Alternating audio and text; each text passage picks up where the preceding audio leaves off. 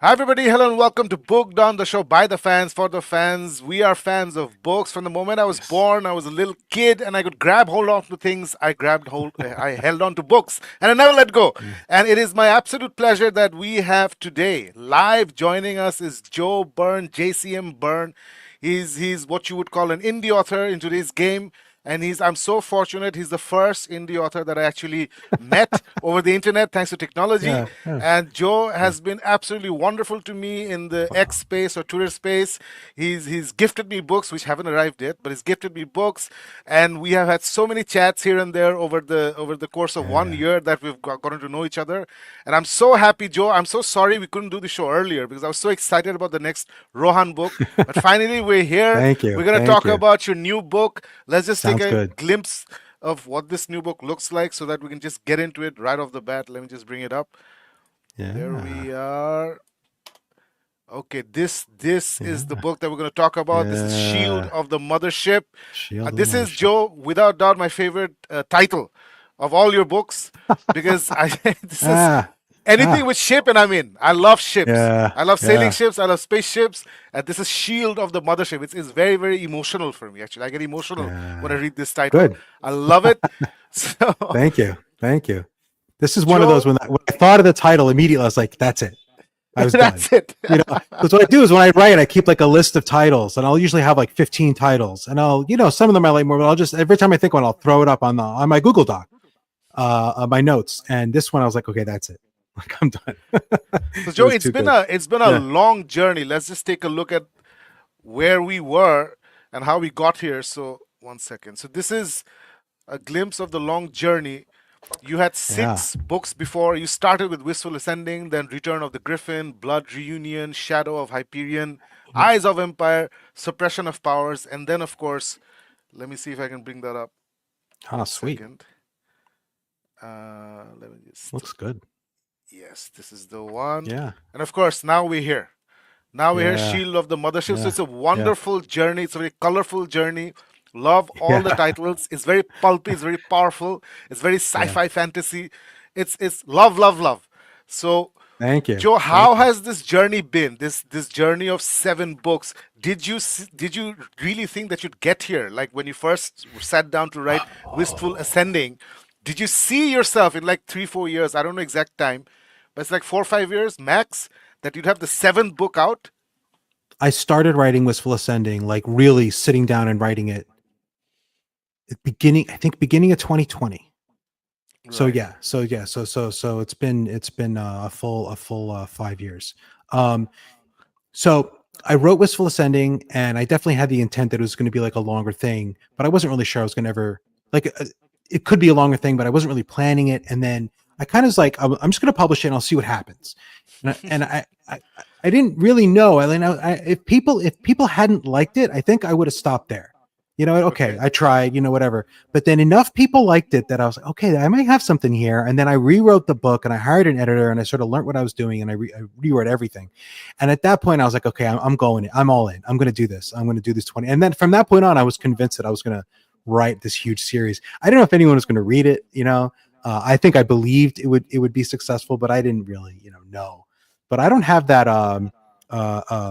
that what do they call it? Imposter syndrome, right? Where so many authors are like, I can't believe I'm a real, like, I never thought people would read my book. And I was like, nah, man, I expected to be more, expected more people to read mine, like I don't have that. I have that, in America, we call it the confidence of the mediocre white man. You're kind of taught that you're the center of the universe because we're very, that's our culture, which is wrong. Like, I'm not saying that's a good thing, but it's a little joke, I always say. So I have that confidence, like, okay, I can do it. My mom told me I was special when I was growing up. I can do this. I always thought I was, so yeah. So I thought I would be here.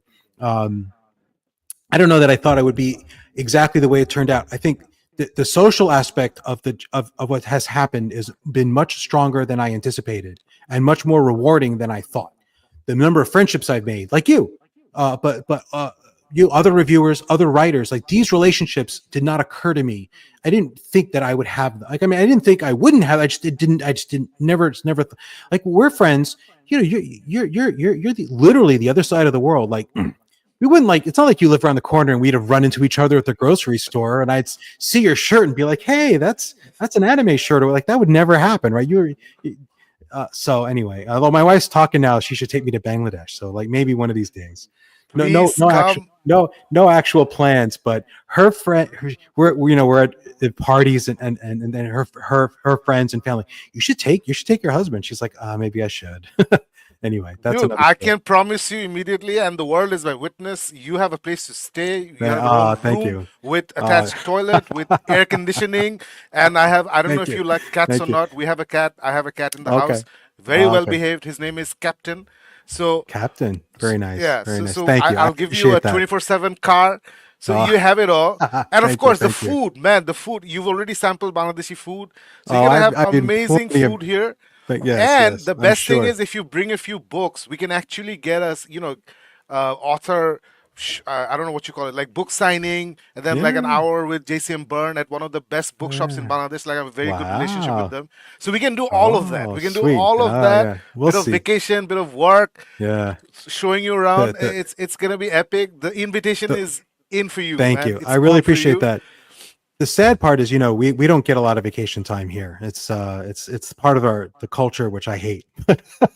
you know, but yes, well, hopefully one of these days, the wife Just will. come for 7 days, Oh, man. Just come for 7 days. You have food. I'm yeah. sure Thank you. your wife's family, they have things set up here. I don't know, but even if Yeah, you yeah. don't, They still have land in Sylhet. So in say one of the that's far away from villages. the capital. Yeah. Say it's far from Yeah. the Well, capital, yeah. but you can be I right don't know here that in we, Dhaka. yeah, yeah, yeah. You know, so We it's would just go to Dhaka more than the village. Yeah, because open anyway. invitation. Thank you. Thank you. My family would love to meet your Yeah. wife. Would love Very to meet you. generous. My Thank friends you. would love it. So Yeah. it's Yeah. just, in fact, this goes for you specially, but also for all the other author friends I've made. Yeah. If you, I know I'm not extending it to them because they'll never come to Dhaka. So never is a strong word, but there's literally no Yeah, yeah. probability. But with you, there's one slight There probability. is. No. There There's is, a there decent is. chance. I don't know which year. It won't be this year, but it will be at some point. I think Like my wife is like really Joe, for getting it in her head. example, my this other booktuber, he's been on the show and he's started reading your books. So he's actually ordered through one of the book dealers in Bangladesh the first three books of the time marked Warlock series by Shami Stovall. Oh, So he's nice. actually gotten paperbacks or hard copies. I'm not 100% sure. So he Yeah, got it yeah. like 3 days ago. So Oh, he's so nice. happy that so it's happening, Joe. So he's Yeah, gotten yeah, this. Now he's yeah. gonna order the Wistful Ascending series. So Ah, you're sweet. the one guy who can make it happen. I can promise you room. Once you get into Dhaka, you don't need to spend any money. You get here, no more money spending. It's all on me. The money, That I thank can you. The money's not the promise. problem. It's the time. The money's not the issue. It Time I really, cannot because give you. I have I have a day job, which is why I don't have time. But anyway, that's super But Joe, you generous, can and do it. thank you. As you said, you Yeah, when you started out, you didn't have any imposter syndrome. You believed you'd be where you are yeah, right now. So I think if you really put your yeah. mind to it, I think you can make it happen. I think you We can make will. it happen. So, We'll, so we let's will. hope. All right, everybody, let's manifest this. Let's manifest Joe Manifest, and his yes. lovely wife coming to Bangladesh, coming Yeah, to Dhaka, yeah. and gracing us with his presence, with their presence. Thank you. Thank That'd be you. amazing. So Joe, Yeah. so this is something that I've told you before, but I haven't really discussed it with everybody else. I was not a big fan of the second last book. I was not a big fan of Suppression of Powers. Okay. And I was a little worried. I was a little worried because you teased something in what was the one before that? Eyes of Eyes Empire. of Empire. I loved Eyes of Empire. I loved Yeah. how you rode the waves and the little ripples that you created and you put it all together with the ending of Eyes of Empire, where Rohan finally is like, okay, fine, I'm done hiding, I'm done putting my head in the sand, I'm done not taking the responsibility that really clearly need to take. And that journey was brilliant. It's you built it so beautifully from book one to book five, Thank you. and I didn't see it coming. That's how beautifully you built it. I did not see that coming when he finally decides that It's the Eyes of Empire moment. I'm not going to give it away, but the Eyes of yeah. Empire moment. So I was like, oh my God, all my vacations have come home. This is what an amazing ending to this book and to all Yeah. five books, actually. It all came together. And then you promise something or you tease something. And then in Suppression of Powers, I'm seeing Rohan trying to suppress, as the title says, suppressing himself, not getting into it, doubting himself, etc. And as you have figured out by now, I don't like stories where it's a little dark, it's a little grim. That's my problem. It's not your problem, it's my problem. So for me, Suppression of Powers was a little darker than I'm used to. And I didn't like the fact that Rohan couldn't rip out his, his full potential because he had other plans, right? You gave him Yeah. other things Yeah. to do. Yeah. Yeah. So I was a little worried. Okay, so where is this going, Joe? And then but of course, I had faith in you. Of course, I was like, okay, this dude, I mean, he's gonna do something that I'm gonna love. I don't know what he's gonna do, but he's gonna do because as you've already, I think you made a post yesterday or today on X where you said that it's very difficult to ensure that everybody's gonna love every single book in a series. can't. It's very and my favorite all-time series is the Dresden File till now. I don't love all books equally, Dresden Files, No. and I've even No. joked You with you can't. that Joe, I don't even rate all the books in Dresden Files as 5 stars. I've joked that No. with you, right? Yeah. And you have pointed out that, but that's the beauty of a series. As long as the overall experience is 5 stars, you've won. So that's clearly been my journey with the Hybrid Helix series. So so when you did Suppression of Powers, was I the only one, first of all, who was like, Joe, it's a little dark. Has this story gone out of the rails? Or have other people pointed this out, or no one has pointed? It's just my problem. No. No. This is No. question number It's one. so if you look at the series now that 7 are out, pretty much every other book is more like it all. And maybe this is because I'm not as skilled as I should be, or maybe it's just the nature of the kind of story I'm telling. But every other book is a little more set up. The even Yes. books, the even numbered books are a little more set up, and the odd books are a little more payoff. Wistful Ascending is more intro. It's all payoff because it's all their first time. But then everything else, so like books 2, 4, and 6 are less well liked than 1, 3, and 5, right? What? Because it's a Really? little, it's yeah. 1, 3, and 5, I get the most. These are my favorites. Very few people love Return of the Griffin. People don't say this is my favorite book, hardly ever. What? Return of the Griffin is the lowest rated book. Part of that is also because Return of the Griffin, I think, appeals more to people who have a comic book background, and relatively Okay. few of my readers are comic book people. That's just Okay. That who makes my sense. audience is. Has not been comic book people. I think comic people, they enjoy some of the references a little more. Oh, that's the Hulk. Oh, that's this. Yes. They get, and non comic people like it less. But the yeah, so and then 4 with Shadow of Hyperion, which I personally really loved what I did in that book, but many people did not. Or relative, again, not as highly rated. Eyes of Empire was more and then again 6, same thing. So 6, a lot of people didn't like the hero that has powers because that's a trope that everyone's tired of, and I get that. I felt I needed to do it. I'm giving Rohan a power up, and he needed to pay for it. And I Yes. feel like my goal is at this point more that when you read the first 18 books, you will look back and say 2, 4, and 6 did important things that it contributed to the 18 book experience, as Okay. opposed to having 6 be a great book on its own. Which, no, I totally get. I mean, I also there were tropes in there, the whole power of love thing that I got a huge kick out of because I love that. Um, but and I was nervous releasing that book also because I kind of feel like after book 5, I think a lot of people would have. When I'm writing, I'm always thinking about my series. I'm almost writing it twice. In my mind, I write like what I think the typical reader will expect the next book to look like, and then I do something different. So I have to write 2 books. I have to figure out what the sort of expectation is, and then do something else.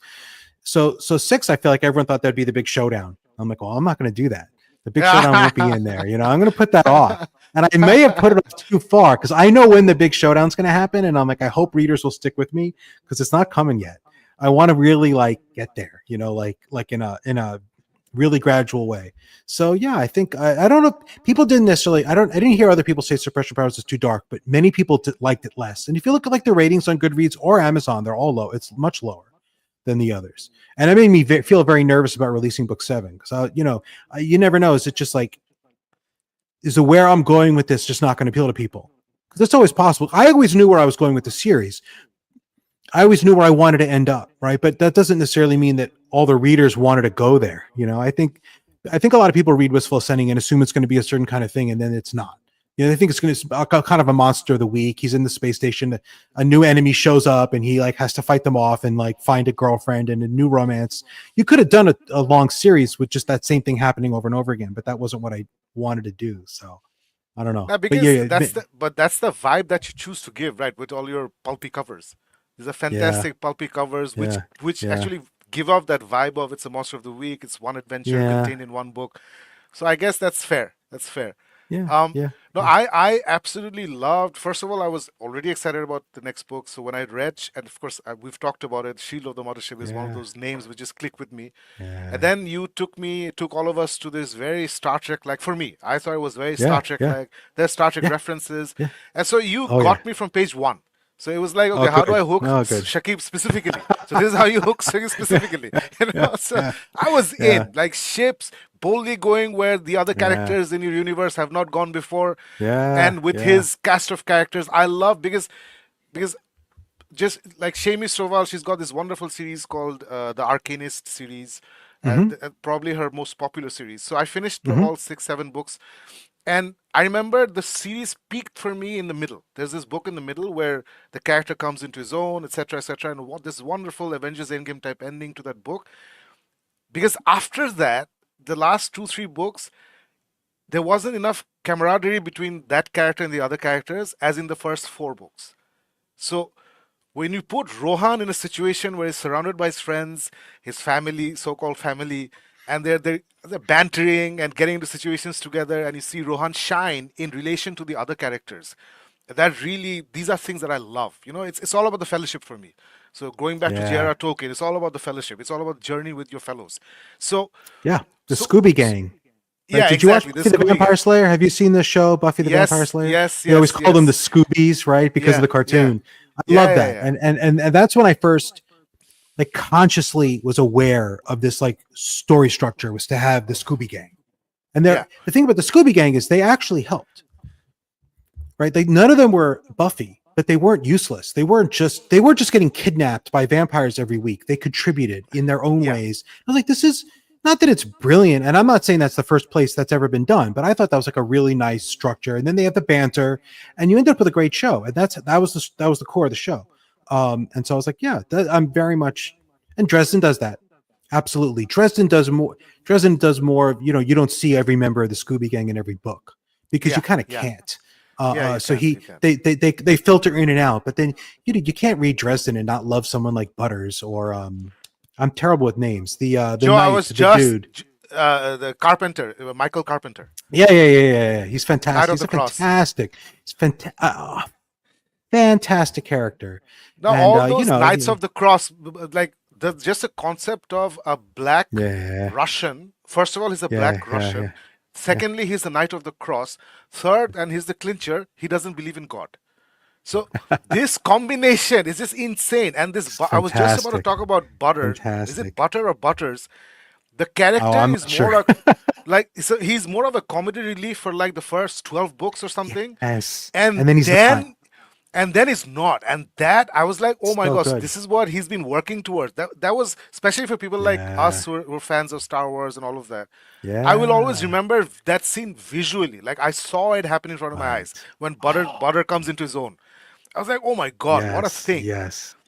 So Yes. I'm kind of hoping that we get Hmm. something like that for the Earth sign. I think his name is Ang or Ang, the bear. What do you call Ang. him? Ang, Ang. exactly. So Ang. you've Ang. kind of kept Yeah. him as a comedy thing there. Because he's So I'm Angry kind of Bear. hoping. Angry Bear is his real name, but no one wants to call him that to his face. Yeah. Is Ang going to come into his own? Um, So yeah. I don't want to it, tell you. it yeah, don't tell me. I'm kind of hoping he does. But if he doesn't, it doesn't matter because I liked Butters before that, and I love him even more Yeah. after Yeah. that. It was never I like, don't. oh, Butters is boring, and then he suddenly became interesting. It was never like that. So just like I your bear. I'll tell you what I'm not going to do is it won't be one of those series where everyone gets superpowers at the end, Thank you. right? You're Not not the going to have Flash. like Not the Flash. CW yeah, the like Flash. because every once in a while I'm like, oh, there could be like a industrial accident and Tamara could gain like superpowers, and then her kid could like be a mutant, and then like the Stones could like wear powered armor or something, and I'm like, no, just don't. Someone can, right? And I actually have plans, but it won't be because the whole point is Tamar's very smart, and her superpower is revealed as suppression of powers. I mean, her way to contribute, which was established in book one. They said she's really really smart, and I'm like, I just need to use that. Um, but no, but I'm not going to give everyone powers. But Nah, I'll please give don't. but there are avenues for expansion for a lot of things. Aang is actually a big presence in book 8. I didn't give him enough in book 7, and I felt bad, but I didn't want to force it either. There just wasn't that much.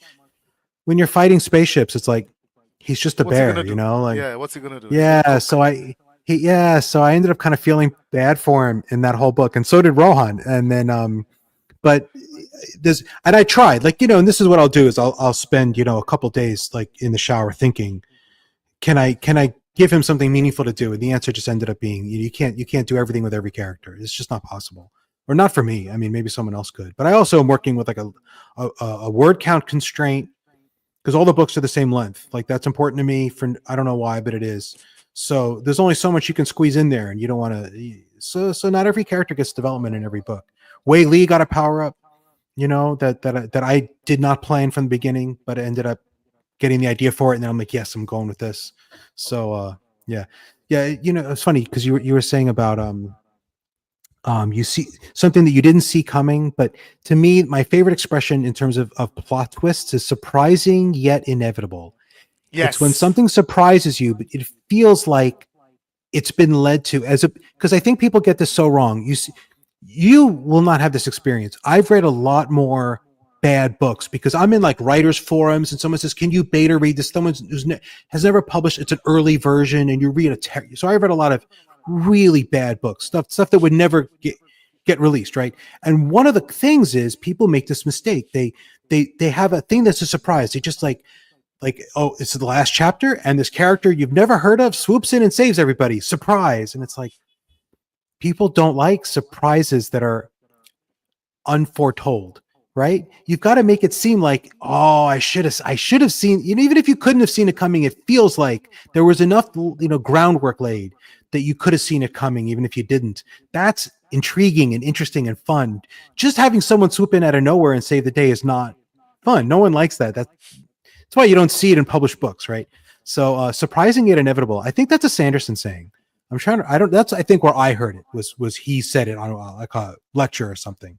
So that's my guiding principle. I always try to be surprising yet inevitable. Every twist, every ending has to be like, I didn't quite see this coming, but man, it feels like it was led to. So I'm glad it Yeah, works some of that's the time. that's Yeah. that's the name. That's one of my favorite names, Brandon Sanderson. And I Yeah. know the people swing on people, especially in America. It's very polarizing now. Like you revere somebody one day and then you hate him the next, him or her. Yeah. So Yeah. I'm not from that generation.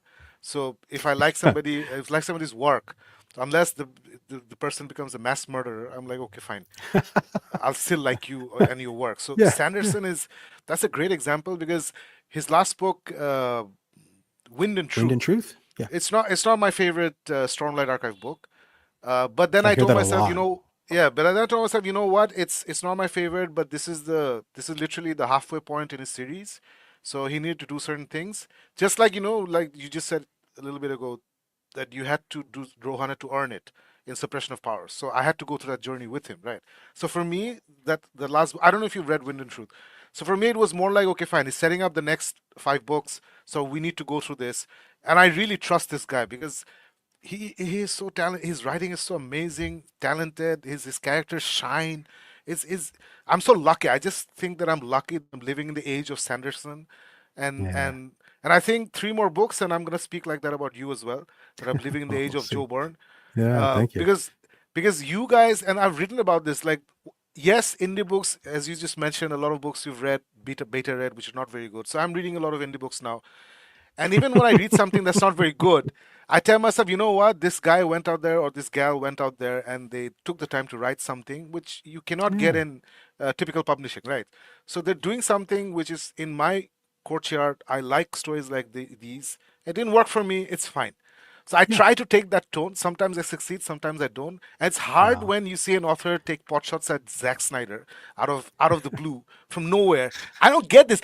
See, this is Joe. This is my biggest gripe about you indie authors. See, you guys, not you, indie authors, not don't realize that once you've published a book, you're not an unknown somebody living in a corner in America where nobody knows. You're somebody literally going across the world. People are picking up your books around the world, and you are a public person. Yeah, you're not as big as Zack Snyder. You're not as big as Brandon Sanderson, but God damn it, you have your fans. It doesn't matter who you are. Somebody, I think one of a very common contributor to all your posts. I forgot his name. Like he pointed out that why are you comparing?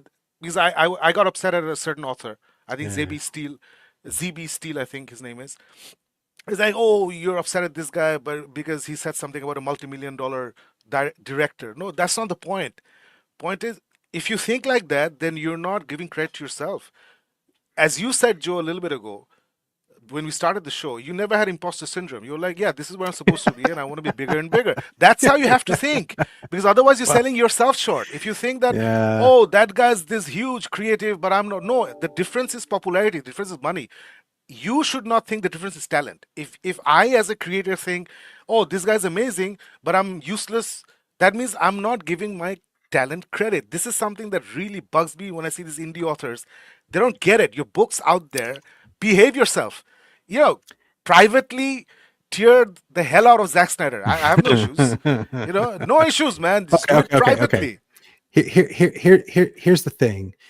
The Zack Snyder, through no fault of his own, has a core of rabid fans who Yes, defend him awful. very aggressively and often in very nasty ways. And I don't think, Yes.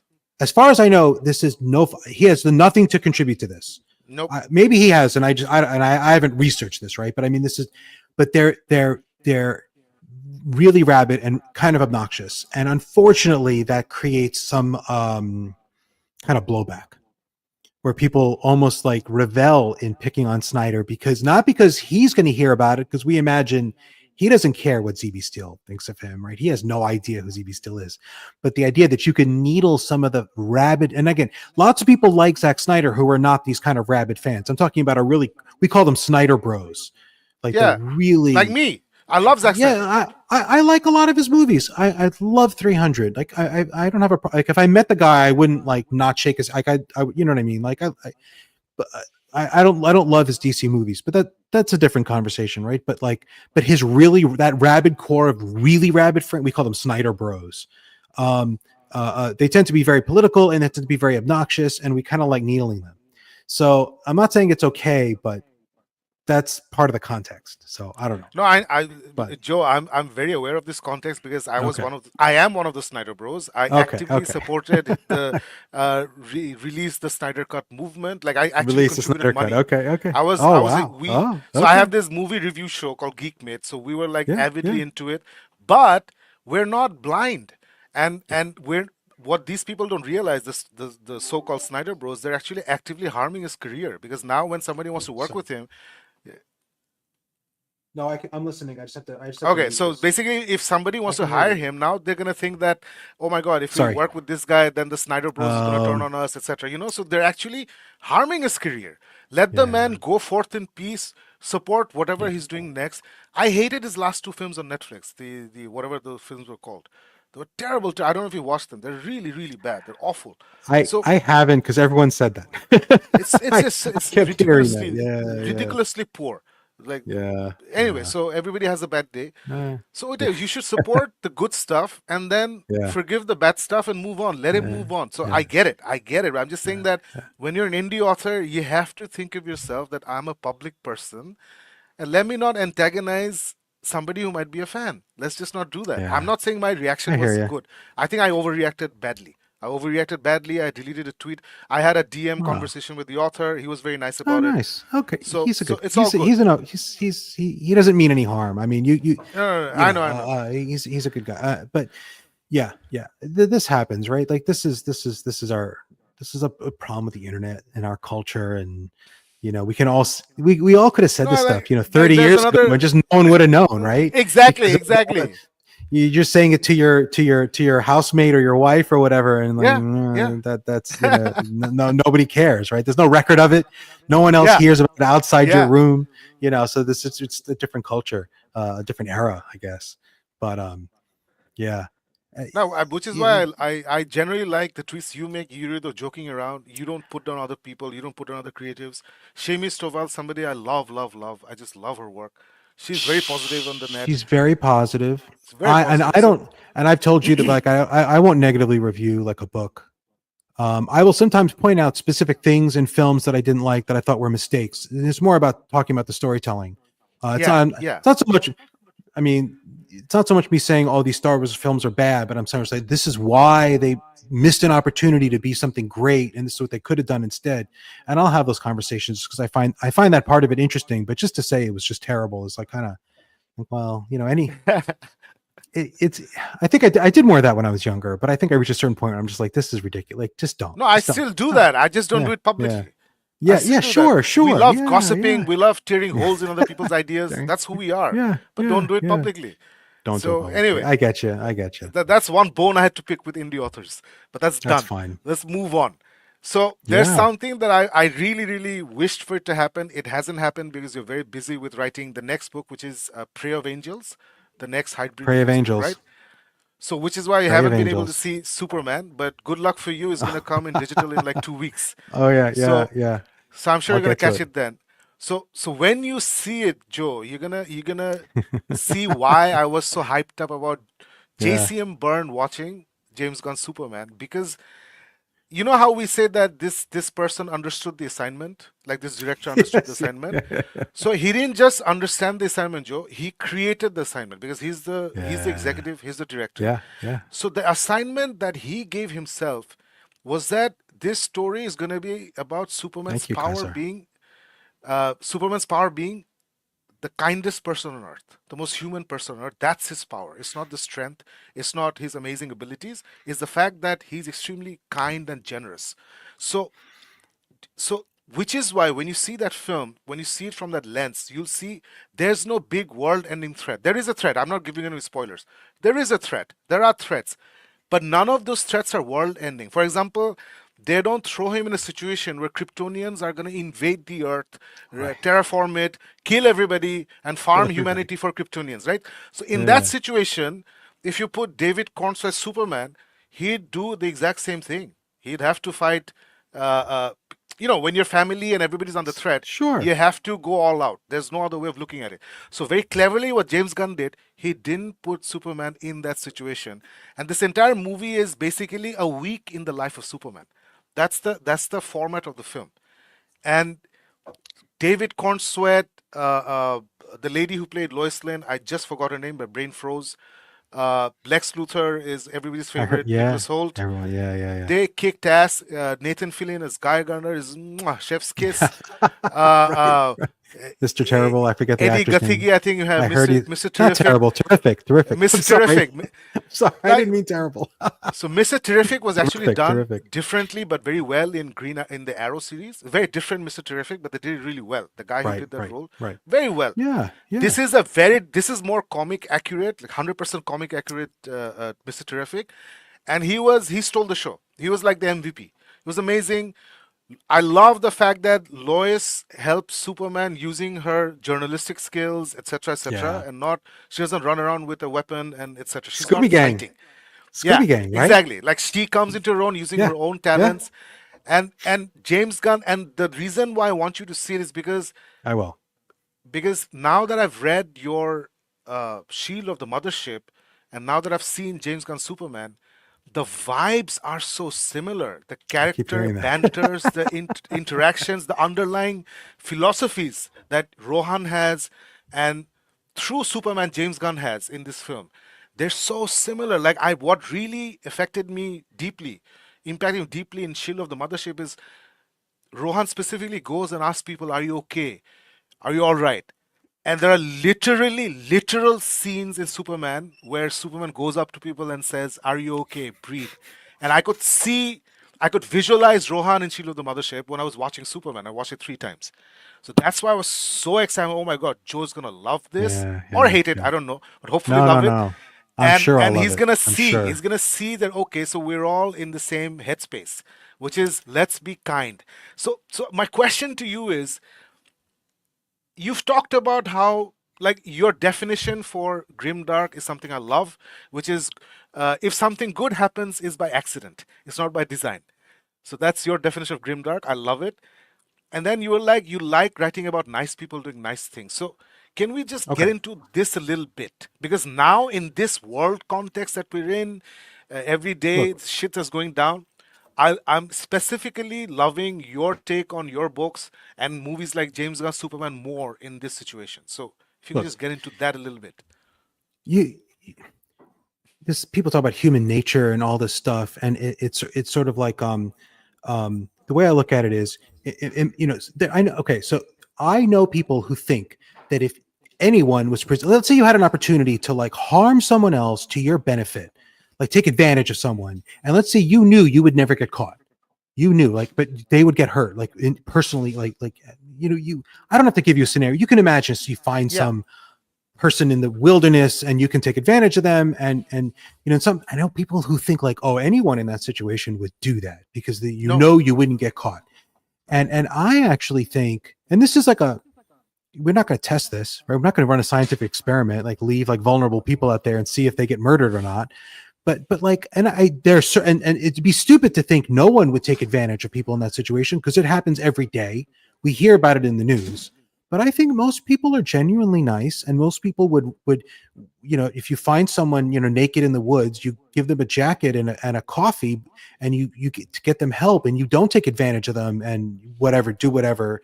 Uh, and yes, there are people who would just murder them for fun, right? Sure, yes, those people exist, and I don't want to pretend that they don't, but it's sort of a your worldview. What do you believe, and what is your assumption? And I think when people aren't kind, it's usually because they are damaged. I see Yeah. people I see people who are racist, and I don't think they're just racist. I think it's because they're afraid. They're afraid. They're afraid of people who are different than them. They're afraid. If I walk into, I can walk into, I walked into a mosque in Queens, and like I was the only white person in this crowd of, it was I don't know, 1,000 people, right? Everyone was dressed in, traditional like Bangladeshi like outfits, right? It's a Bangladeshi mosque, right? All, not all of them, but most of them, right? None of them looked like me. None of them spoke like me. The whole prayer was in a language I didn't understand a word. And you can look at that and sort of feel afraid. Everyone was super nice, but then you can just look at like, these people are all super nice. We're all here to like worship God and to like say, it was a funeral, right? So we're there to say goodbye to, like, this, all this stuff that's unusual to me happening. This whole thing where, oh, if the deceased owed anyone anything, please come to me, and Yes. I don't want any debts. And I'm like, that is not part of my culture, right? I'm like, why? What's everyone else is like, okay, this is normal. I'm like, all right, this is normal here, but this is, and you can choose to, you can be afraid because you're like, you don't know what to do. You're afraid. You don't, oh, I take my shoes off. Why are we taking our shoes off? Like, oh, we're kneeling. I'm not used to kneeling. I'm used to sitting on a bench. And you can feel afraid and anxious, or you can go like, oh, this is cool. This is different. These people are eating their food spicier than mine. Oh, they're doing this thing now. Okay. And if I was a step behind on everything, no one cared. Like everyone's like shaking everyone's hand. I'm like, oh, I'm late. Oh, here, let me do that because I don't know what to do, right? And then my father-in-law's next. He's like, kneel down now. I'm like, oh yeah, I'm kneeling. Okay, but you can be afraid or you can choose to not be. But like, people don't know. Like it's like they haven't been trained. So in the hybrid helix, generally people are nice, and you, all the villains, no one's just evil like in a Reacher novel, right? You might even read Jack Reacher novels, but the bad guys are just bad. They're just terrible people. No, that never happens in my books. The people who are bad are they're afraid. They see a bigger threat. They don't know how to deal with it. They're doing bad things for a short-sighted but generally like positive purpose, or they feel weak, or because to me that's how I see the world. So it's a worldview, and then it got into my books almost by accident, right? But like, no one's just evil for no reason. I don't have like a Sauron, you know. You don't, as the reader, you might not always understand why are the octopi all turn themselves into vampires. Like, you don't know that having read the books, but there's a backstory. We're getting there. Like, you will find out. Like, and and part of it too, though. I mean, I have to say this. Like, part of it too is sometimes people, you can say someone's broken, but they're also a threat, and you've got to deal with the threat. It's like the wounded tiger, right? The Yeah. wounded Yeah. tiger comes, and sometimes you got to put down the wounded tiger. But Yeah. you can do it with compassion in your heart, and say, I'm sorry, wounded tiger, you're wounded, but and I don't, and I'd like to be able to help you, but I can't fix you, but I can't have you eating my kids. So you're getting a spear through the eye, right? Like, and to me, that is the ultimate expression of like masculine strength.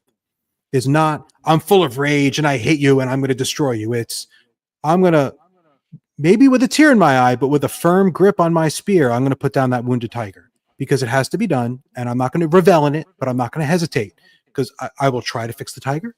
And then at some point I'll say, okay, it's not going to work. Putting down the, I don't know. I don't have a lot of tigers in my neighborhood. This is like an analogy, but this is important to me.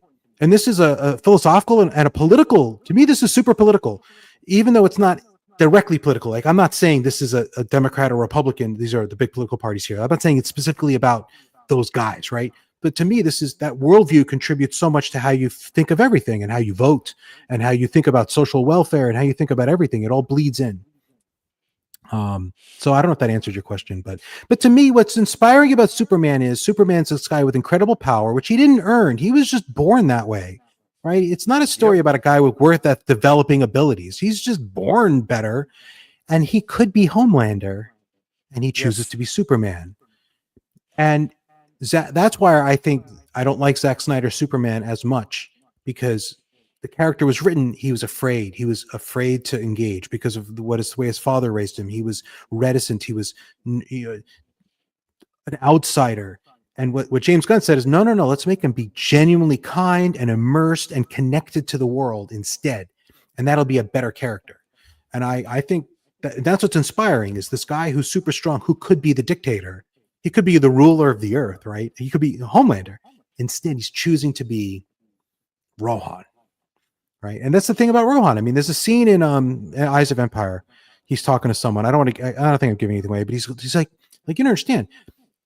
The only reason anyone around me, like anyone in this system, is still alive is because I haven't decided to kill them. I am the most dangerous person in this sector.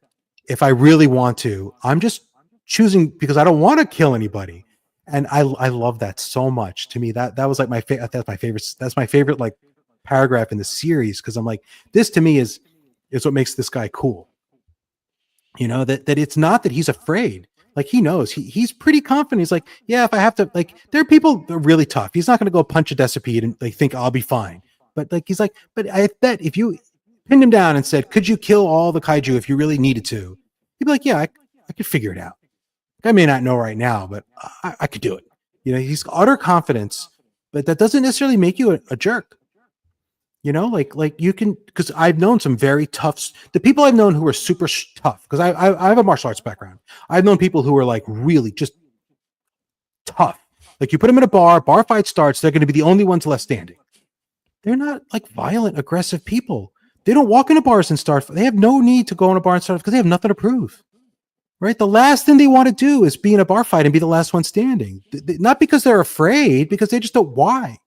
So to me, that's the core. That's the theme. One of the themes, but it's a big theme. I want to answer some questions because this Kaisar is asking me if Rohan and Superman, what would their relationship be like? I think Rohan would get along great with them. I think he got along great with Hyperion. He's not particularly interested in being the toughest dude out there. That's not his. I think if he and Superman met, Rohan would, in his heart, inside, completely believe that if they had to fight, he would win, but he would have no desire to fight him. That, to me, that's the character, right? He would be like, yeah, if I had to kill this guy, I would, but why would I? Some top tier indie books out there. I think Shakib's mentioned some really top tier ones. I'm a big fan of Shammy Stovall. I've read Time Locked Warlock. I like that quite a bit. I have not read the next two, but I've heard really good things. I've read a lot of. I have a hard time coming up with these on the spot. I've been reading Dungeon Crawler.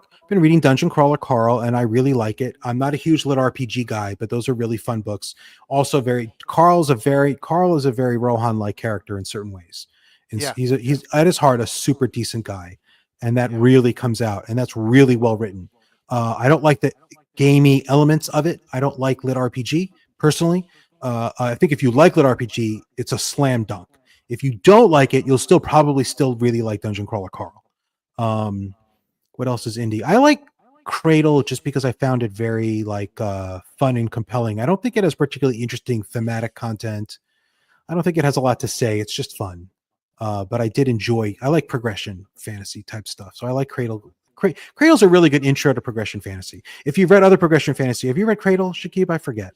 I finished it. I loved it. Okay, yes, good, okay. But you know, not a lot of it's really original. It's just that to an American audience, at least, it feels super original because most of us have no exposure to these stories. So we're like, oh, this is so new, and it's like it's not new, buddy. Like that's that. It's been, but it's well done. It's very I well really done, like and Cradle. I would strongly recommend Will White's other series, which is The Last Horizon. I've It's read two, and I okay. like them a lot. Like them a lot. I I agree. I I agree. they agree with all my passion points. I just love it. Yeah, Overpowered heroes and villains, but they're smart. It doesn't boil down to fist fights. There's a lot of strategy yeah, involved. I love it. Absolutely love it. yeah. And I think Otoshi Indina, I think Shemi Stova's new progression fantasy was everything that I wanted it to be, as in Oh, there's not a lot of focus on how he becomes more powerful. Like you don't spend yeah, hours and hours with the main character cycling through new things. Very simple story. I think it's called Words of Power.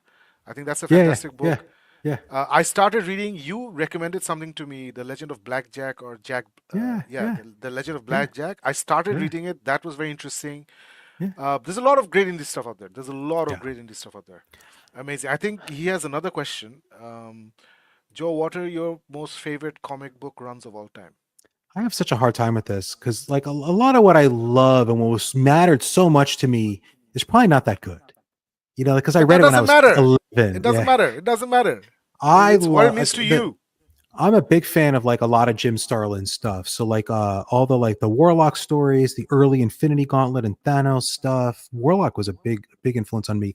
His Dreadstar run, which was when Jim Starlin wrote an indie comic called Dreadstar, which I Yeah. loved. I just invested in the I have the Kickstarted collection, I think, on behind me on a box somewhere. Um big fan of that, huge fan of Master of Kung Fu, which was like this Bruce Lee knockoff comic that was came out in the 70s that was just a guy who could I like martial arts type stuff in comics. um I was a big fan of the comic Planetary, which was almost like Oh, a that was secret history brilliant. comic. I love Yeah, Planet. yeah, I have like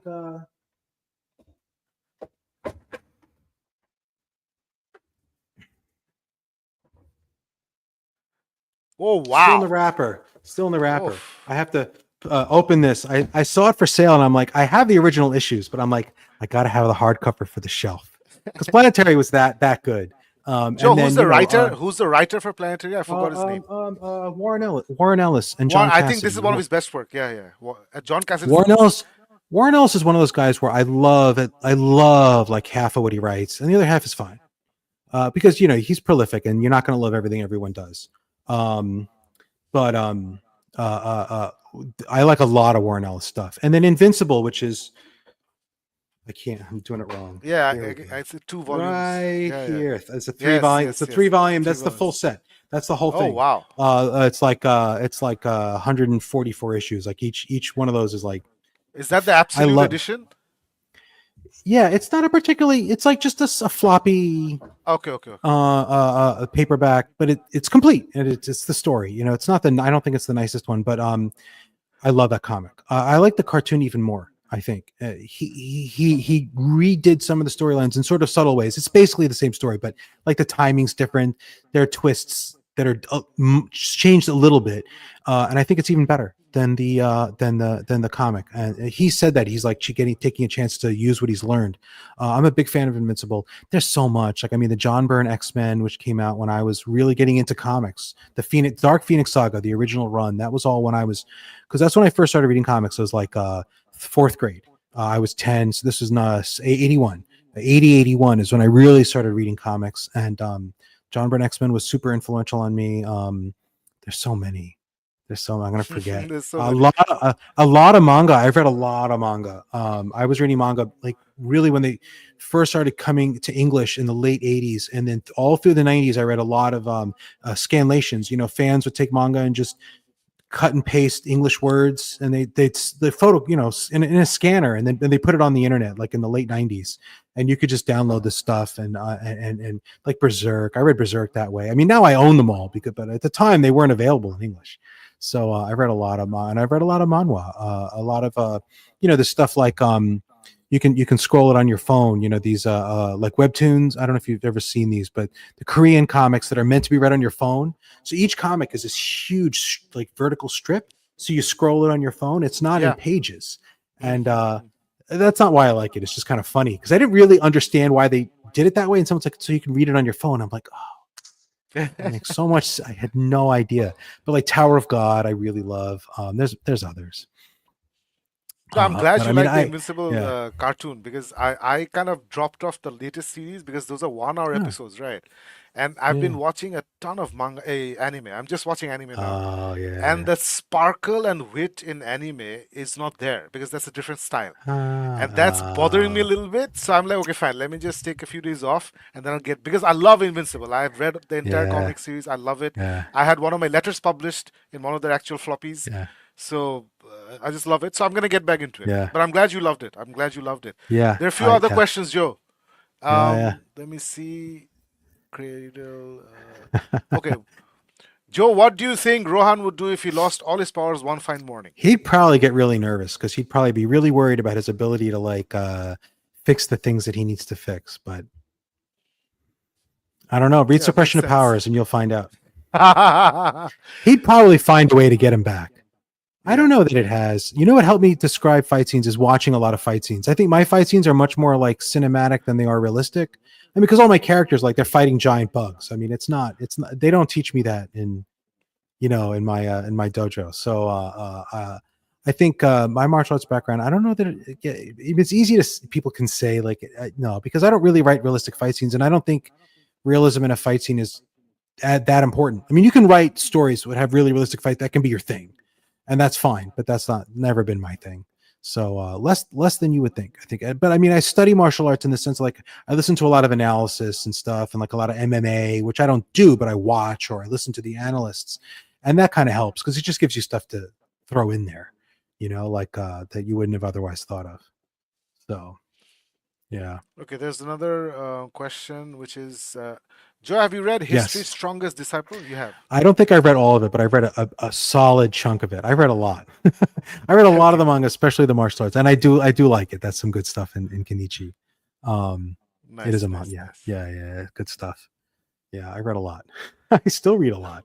I still get torn. At night, I'll read a few. Last night, I read a bunch of what am I reading? Zach Argyle's Threadlight. I forget the name of the first book because I'm going to see Zach next week, and I'm like, I should really read his book before I see him because otherwise I'll feel bad.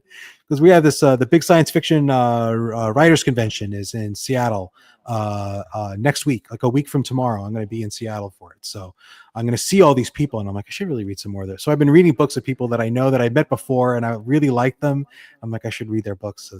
So I read Trader's Blade by Sebastian de Castel a couple weeks ago, which I loved because I hung out with him at DragonCon a year ago, and I'm like, if he's at WorldCon, I have to say to him, I read your book and I loved it. And I'm not going to lie, so I had to read it. It was No, really good. he's fantastic. I've read, I think, four Yeah, of his books with the great quotes. Again, great quotes is everything I love. Like Musketeer vibes, great quotes, love it, love it. So we have somebody yeah, we both know from X, which is Lucas Clay. Hi, Lucas. yeah, yeah. Uh, Hey, Lucas. get it, Joe? So he says, I'm in agreement. The Dresden is my top favorite series of all time so far. Great. I cried out at the butter scene. So it's Butters. Underseen, yeah, Yeah, that was amazing. That yeah. was an amazing. Dresden was a huge influence on me structurally and tonally. I feel like my tone of the Hybrid Helix is very similar to or Buffy the Vampire Slayer, right? Not which Buffy the Vampire Slayer was a big influence on Jim Butcher, which he has said many times, right? So this is not a secret. Um, so yeah, so we're all connected. But yeah, but I No, mean the whatever. structure, which is Yeah, the series of standalones, which I mean, not that Butcher was the first one to do it, but it was very much what I had in mind when I wrote the Hybrid Helix. In terms that was my template. Have a bunch of books where stuff happens and stuff changes, but very gradually over. But each book is also its own thing.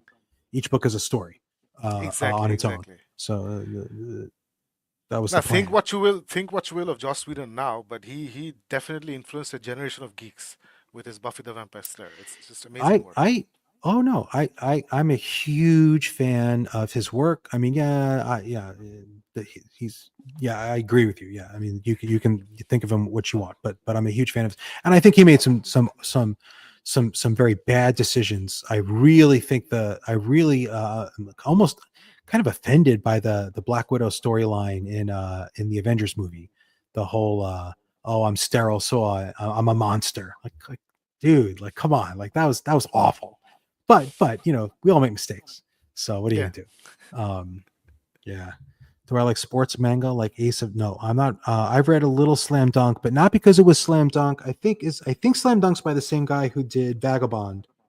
So I think I read like a little bit of it because I'm a huge fan of Vagabond. But if and I've read some MMA comics like about mixed martial arts. I can't think of any manga off the top of my head. There was one All Rounder Meguru, I think was the name, but I'm not really a sports. I'm not really as big into sports. I used to be, not as much. I'm sure I would like a lot of these. There's a lot of stuff where like, if you had time, you'd probably enjoy it. But then it's also who has time? I have a full time job and a family, and I'm trying to write books. It's really hard to find the you see. I just told you how I prioritize my reading lately. Like I'm reading Dungeon Crawler Carl because I'm in you know reading with other people, and then I'm trying to read books that are people I'm going to be hanging out with next week. Like it's not like what do I want to read exactly, right? So which is fine. I mean, I'm reading mostly good stuff. So No, I'm glad. I'm yeah, glad. yeah. So Prayer of Angels. How far are you along Prayer of Angels? I have 54,000 words written, 54,700, so which means I have until September 15th. It has to go to the line editor, which means I have between then to finish it, try to get the rough draft out to beta readers and get some feedback and clean it up as much because I can't just send the first draft to the line editor. My first draft is never good enough. It's pretty good, but it's not good enough. It needs a couple of rewrites before that.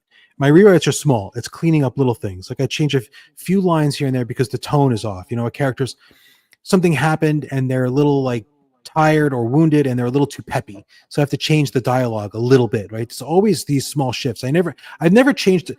I never get to this point in the book and I'm like, I've got to rewrite a whole section, take out a whole plot line.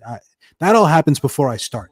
Um, so, um, so, and it's going to be around 120,000 words because all of the hybrid helix are 120,000 words. So That's you're my almost halfway there. commitment. Yeah. I'm almost halfway there. So the problem is I have to go to Seattle next week for Worldcon, and that's going to be 5 days. I'm not even going to try to write. I'm going there to see my friends and socialize and drink and just people are like, are you going to get a table and sell books? I'm like, no, no, no. First of all, like you could never sell enough books to pay for the plane ticket, right? I'm not going there to work. There'll be books there that I sent that'll be given away. They have like a free book room. I sent like 20 books and they're just going to give them away. And I hope people take them. I'll sign them. I'll bring a pen. I'll give away business cards. I have a cool business card. I'm not going to find it. I should have had one out to show you, but I don't know where they are. I give out, but I'm going there to hang out with people. I'm just going there it's totally selfish. I'm on a Joe, couple panels. Yeah. this is a personal question, and we're not going to give Yeah. anything away. All right. Personal, as in personal, relating to Shield of the Mothership. So I was one of the Yeah. lucky few that you reached out to, like, would you want an ARC, an advanced reader's copy, and you gave me Yeah. one. Yeah. And I remember saying that, you know what, there's something that happens towards the end, which kind of didn't mesh with the rest of the story. It was a little bit sudden. It was about Wistful doing something, basically. Yeah. So I'm not going to Yeah. give it away. Yeah. And then you said you changed very little things. Yeah. I've read the ending Yeah. again after you said Yeah. that and the book came out. Yeah. Is it? I'm just gonna say the line because without knowing the story, people are gonna get what we were talking about. Yeah. Is it that line that she's my mother or something like that? Yeah. Yeah, it was that line. Yeah. I think Joe, so. it I think it might worked. have been one or I two think other it. lines. Yeah, Yeah. yeah, yeah, Yeah. and it worked, Yeah. Joe. Yeah. You Yeah. did it. Yeah. I Yeah. read it. I'm Thank you. like, okay, now Yeah. everything makes Yeah. sense. It was just Yeah. one Yeah. line. It's Yeah. amazing. That, but So but that's 90% of my changes are like that. Someone will say like this scene, why is he so angry? And I'm like, all I need to do usually because it's not that it doesn't make sense. It's that I haven't conveyed to the reader why yes, the emotions are the way they are, right? Because I know my yes, characters. I feel like I know why people are doing things. You just have to make it clear to the reader. So usually it is a line, take out a line, add a line, change the tone. A really good example in Wistful Ascending, he does some bad stuff in the middle of the book. And then originally I had him after that. When someone says, you did some bad things, I had him much more defensive. And it was bad for the character. It was like he's too eager to excuse himself for having done bad things. And I'm like, you know what? This is a guy who's shouldn't be so quick at this point in his life at 32, having, at 20, he would probably, I'm sure he would have been that defensive, but so I changed it, but it's like 3 lines, it's like, just if you don't have to change a lot to like completely change the tone. But yeah, I make probably dozens of changes like that, generally between the first and final draft of every book. And then my line editor changes some things. When my line editor fixes a lot of his things, like early drafts often will have like repeats of a word. Like you'll write something too many times, the word something in a paragraph, and it sounds wrong when you read it. But it's really easy as a writer to do that, especially because you're reading a paragraph, right? But I might have written the first sentence, then gotten a call, then written the second sentence, then gotten a drink or helped with dinner, come back and written the end of the paragraph. To me, that might have been like 2 days, so I don't remember that, oh, I'm repeating a word because I did last use that word 12 hours ago. Anyway, line editor helps with that. I mean, I'll read through and catch some of those, but my line editor helps. She's really good. So, Joe, So another yeah. question I've been pondering recently because of my journey through indie publishing and recent books. Yeah. So, what I found is that like I sometimes buy so-called classic sci-fi or classic fantasy. By classic, I mean like something that came out in 2001 or late 90s. 20 years old, 30 years old, and this is a problem that I'm facing. The writing doesn't work for me anymore. Like a lot of it, there's this enormous waste of space where they're explaining things that don't need to be explained. They're setting up things that don't need a setup, which is like Wistful Ascending. You from the first page, you're in it. Specifically with Wistful Ascending, Rohan's in trouble. Go. That's how it starts. Then, if you're reading Shami Stovall, she does very, very smart setups for new situations and whatnot. For example, Cradle had burned me out of progression fantasy because there's so much you need to journey with the characters as they're leveling up. So that was my fear, that is Shami gonna make me go through this entire journey? And I'm like, no, it happens off screen or it happens very quickly, and literally the whole thing starts in a brothel. This the main character. He's one I of know. those. He's basically a ward of the brothel. He looks Yeah. looks Yeah. after everybody else, and this guy comes. He dies, and we're off to the races Yeah. immediately. And it's a fresh new world, right? It's a fresh new world, fresh new universe. But she explains everything with a very soft, quick touch versus taking 5 pages to describe the castle that we're going to. So is this something that you're facing as well? If you're reading something, say, either currently poorly written or something that came out 20, 30 years ago, which is very well regarded, and then you're like, wait, I'm not into this kind of Oh, writing anymore. Is it happening to you or is it just me? yeah. No, it's because you're an adult, right? The problem with any classic fantasy written 25 years ago is that they had editors breathing over their necks saying, you have to make sure that this book can be read and enjoyed by a 12-year-old, because they assumed that the 12-year-olds were a substantial part of their reading audience, or an 11-year-old, right? So you have to over explain. You have to really shout at people, what are the motivations? What are the feelings? Because an 11-year-old's not, most 11-year-olds are not that subtle. They're not going to understand. Oh, they're not going to read between the lines. And what some indie authors are doing, what I'm doing is I'm writing.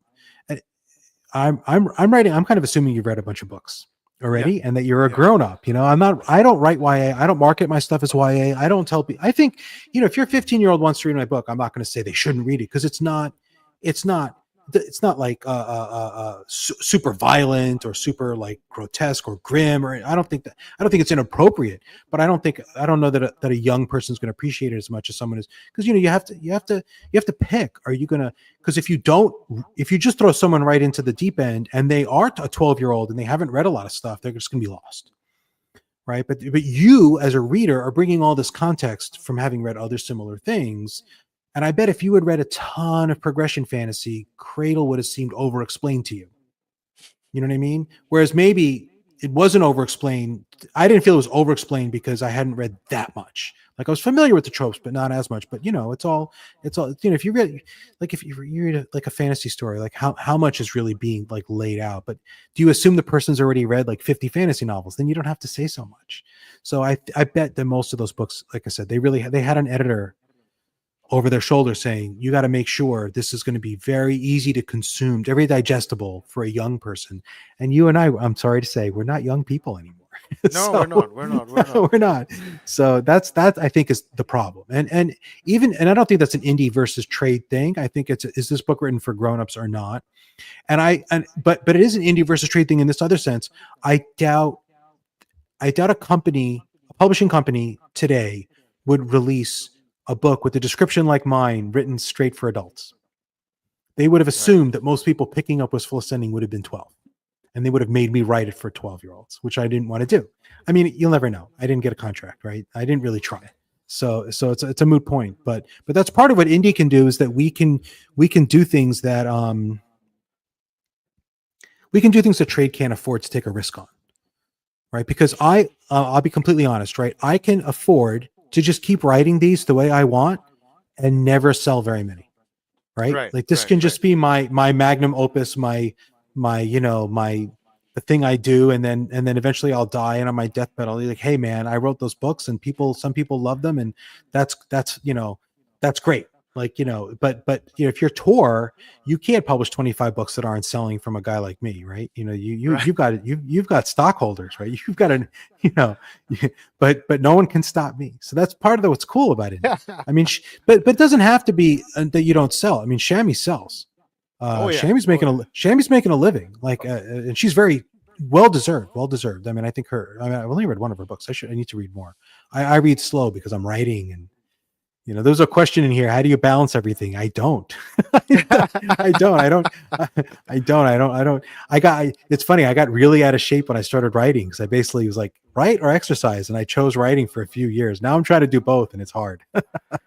No, It's I hard. know I know it's hard because I also balance a lot of things, or don't balance a Yeah. lot of things. Yeah. I fail to balance a lot of things. But interesting, like Shami Sobal, I would strongly recommend you go with the Time Marked Warlock, the Warlock series, Yeah. I because got to finish that that is first. because that's her best writing. For example, and I was Uh, just coming to this. I've read your, just taking a look at let me just bring this up. This is your nice website. Partial So you can function. see Partial Yeah. Function. I just finished it recently. It was in my Kindle for 2 years, but I finally finished it. And hey, what is this? Foreign Powers? Foreign Powers is a short story. It's not great. Okay, all right. I give it away free if you sign up for my Okay, newsletter. okay, okay. I tried something interesting in that story. It didn't work great. Um, we can talk about it some other time. I mean, you can All read it; right. it's free. You should read my Where's Christmas your story, and the if you sign up for the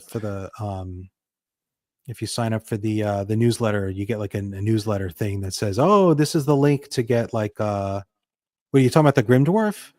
yeah, That's not I just even want to bring that up. that's not even in the website. I kind of published that on a whim.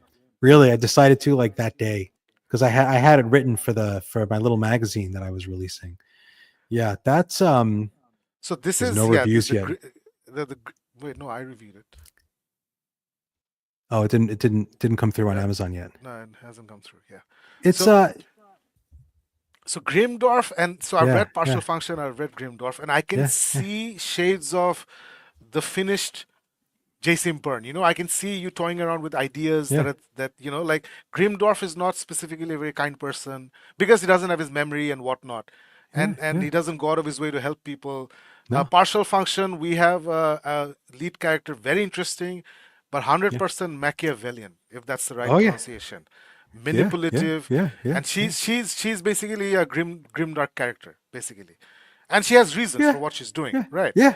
Yeah. But I can see touches of where Joe Burns gonna go with in the Hybrid Helix Yeah. series. So Yeah. similarly, if you read all the other Seamus Stovall stuff and then you read Time Mark Yeah. Warlock, you'll Yeah. see, like, okay, so this is the finished author for me. For me, I think Time Mark Warlock is her most well written series. And just the Yeah. idea, like every time she surprises me with the fact that okay, this guy can go back 24 hours, and she keeps repeating this, and it always seems Oh, fresh. I don't know how she does it. right, It's beyond right. me. I don't know how she does it.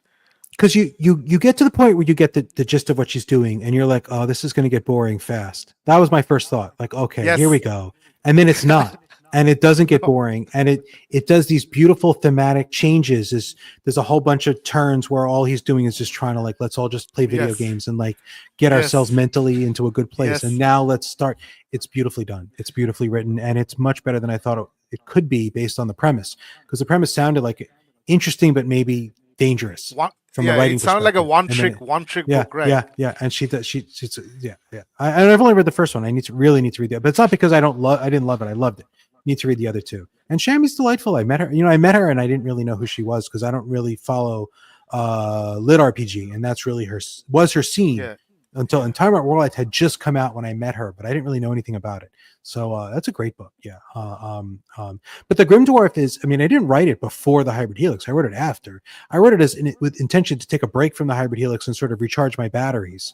I wrote it in 2024, and it was meant to be like much more thematically simple. Like it's just an action story. Like there's not a lot of moral complexity. It's not saying much about the world. This is just a guy punching things, and then has a fire breathing two-headed warg on the cover. And this my favorite scene in all of fantasy is the scene I wrote with him and the warg. Which is it was just meant to be like a funny diversion, and then I put it all together. And there's like a handful of people who really love that book, which they just pure escapism, and I'm like, that's a pretty good explanation for it. But I mean, if someone doesn't like it, I totally get it.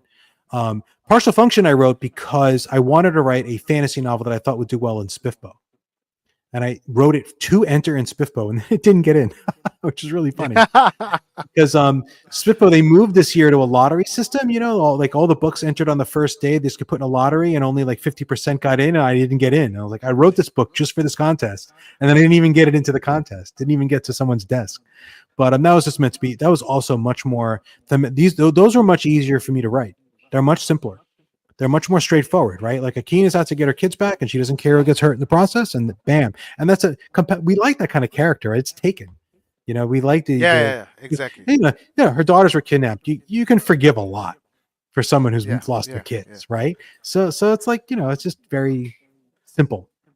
No, I It's a couldn't simple. forgive her It's a simple for story. creating murder and mayhem. But anyway, that's just Okay, me. okay. Maybe not everyone can forgive her. That's fine. But No, but I I had will fun tell with you that. this. I enjoyed both the books. I enjoyed Grimdorf more because he's not Oh, outright evil in his quest. he's So, he really just so I, he really just so, he so really just wants an aspirin. Poor yeah, guy. yeah. He just wants to go around and drink and have a good time, right? Yeah, So, yeah, yeah, so I yeah. love his relationship with the woman he's with. I forgot her name. Kayla, Um, Kayla, named right? after So a I love. booktuber. Yeah, yeah, I really like her. Their relationship. I liked yeah. how. So the reason why I say I feel like Hybrid Helix is the distillation of the greatness of JCM Byrne Yeah. because there's a fantastic ending to the Grimdorf, which I felt wasn't 100% earned. Like suddenly becomes very smart. So I enjoyed him being very smart. I really enjoyed it, but I was like, but where was this all this time? So it wasn't foreshadowed properly, was Oh, my thought. But I was like, it doesn't matter. It's a free book. I'm just having a great yeah. time with JCM Byrne's writing. But I would really, really love it for you, love to see these characters back, but not at the expense of Hybrid Helix, not at the expense of that. So, That was my conclusion, right? Because I got to a point where I was like, I can keep like because like I have in my mind two more partial function books, two more okay. stories. Because I feel partial function ends. It's got an ending. If I never write another setting with the book with these characters, I don't feel like George R. R. Martin, right? I feel like you've gotten what I promised. But I mean, I also had a pretty solid idea, I think, for two more, no more than two.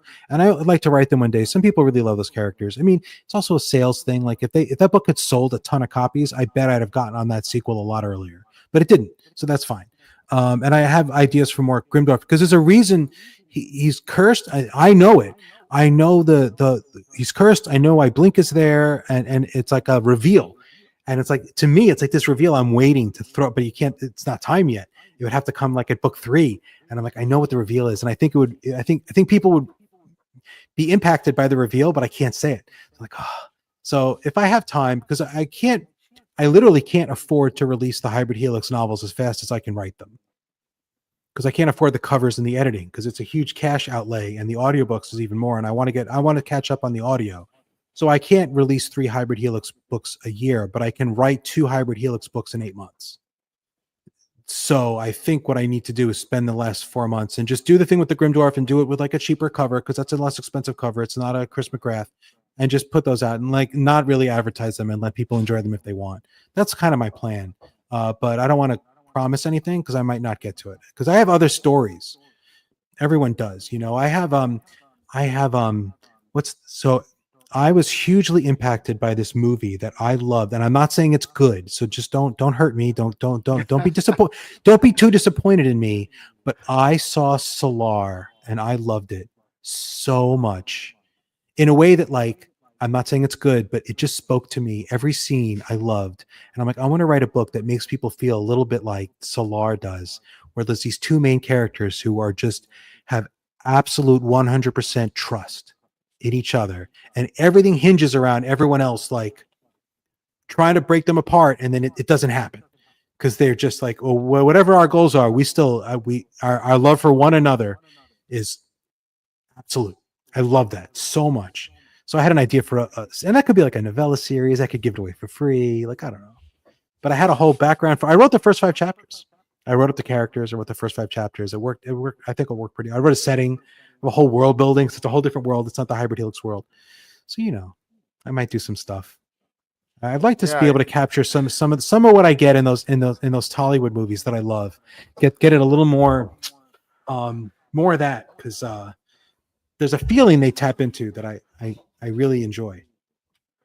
nice, Oh, nice. yeah. So I've already kept you for an hour. Let's just take a look at some of these comments. Oh yeah, And yeah. so there's Arpan Ghosh here. Love you, sir. Thank you so much. Thank you so Hi, much. Shakib Chaudhary. Hello, hello, hello. So there's a lot of love for me. So thank you, guys. We've Good. already There talked should about be. You Lucas deserve it. Clay. Yeah, Lucas Clay. Um, so Why we've no through talked Twitter? about. Sorry. We did this Yeah, question. exactly. Yep, yep, yep, So we yep. did this question. Cradle. Xerex 1990 is a regular viewer. Is like Cradle is fighting every chapter all night. Doesn't have a fight in every chapter, but yeah, more or This less. has a lot. It has a lot. A lot of it. It's Lot good. of it. Yeah. Um, so if we were okay, so you've answered a lot. Yeah. Okay, somebody's asking me, "Hi Shakib bhai, booked on. Where is Farooq bhai?" So Farooq is my, Yeah. Farooq Where's we've met. Ferg? So Farooq Yeah. is I know busy Ferg. and he hasn't read Wistful Ascending the series. He's read, I think, the first book or the Mm. second book. So I didn't want him here because I didn't want to spoil anything. So Fair enough. Fair enough. Say so hi to that's why Farouk he's for not me. here. Yeah, I will, That's of course, of course. totally We're understandable. catching. So Fantastic Four is coming to Dhaka tomorrow, to Bangladesh Oh, tomorrow. nice, So we're nice, catching it. nice. I can't catch it tomorrow, so we're catching it on Thursday night. So very Sounds excited about great. that. I want to see that. Um, I haven't seen that either. please watch Superman first. Um, I will. I'll try. Joe, Yeah. Joe, who do you want to play Rohan in a live-action version Ramcharan. of Hybrid Felix? Sorry, Ramcharan. Ramcharan. Ramcharan. Okay, okay, okay. Cool, cool, cool. I don't know. I tell you, I think there's a lot of actors who could pull it off. I would really want it to be an actor who was South Asian. That is, I would feel okay. Look, if Hollywood, and this is not going to happen. If Hollywood came to me and offered me a big check, I would take it. Right? Like, let's be real. But I would feel really bad if they got a white guy to play Rohan. I would, and you know, which would is if Hollywood came to the big check, that would happen.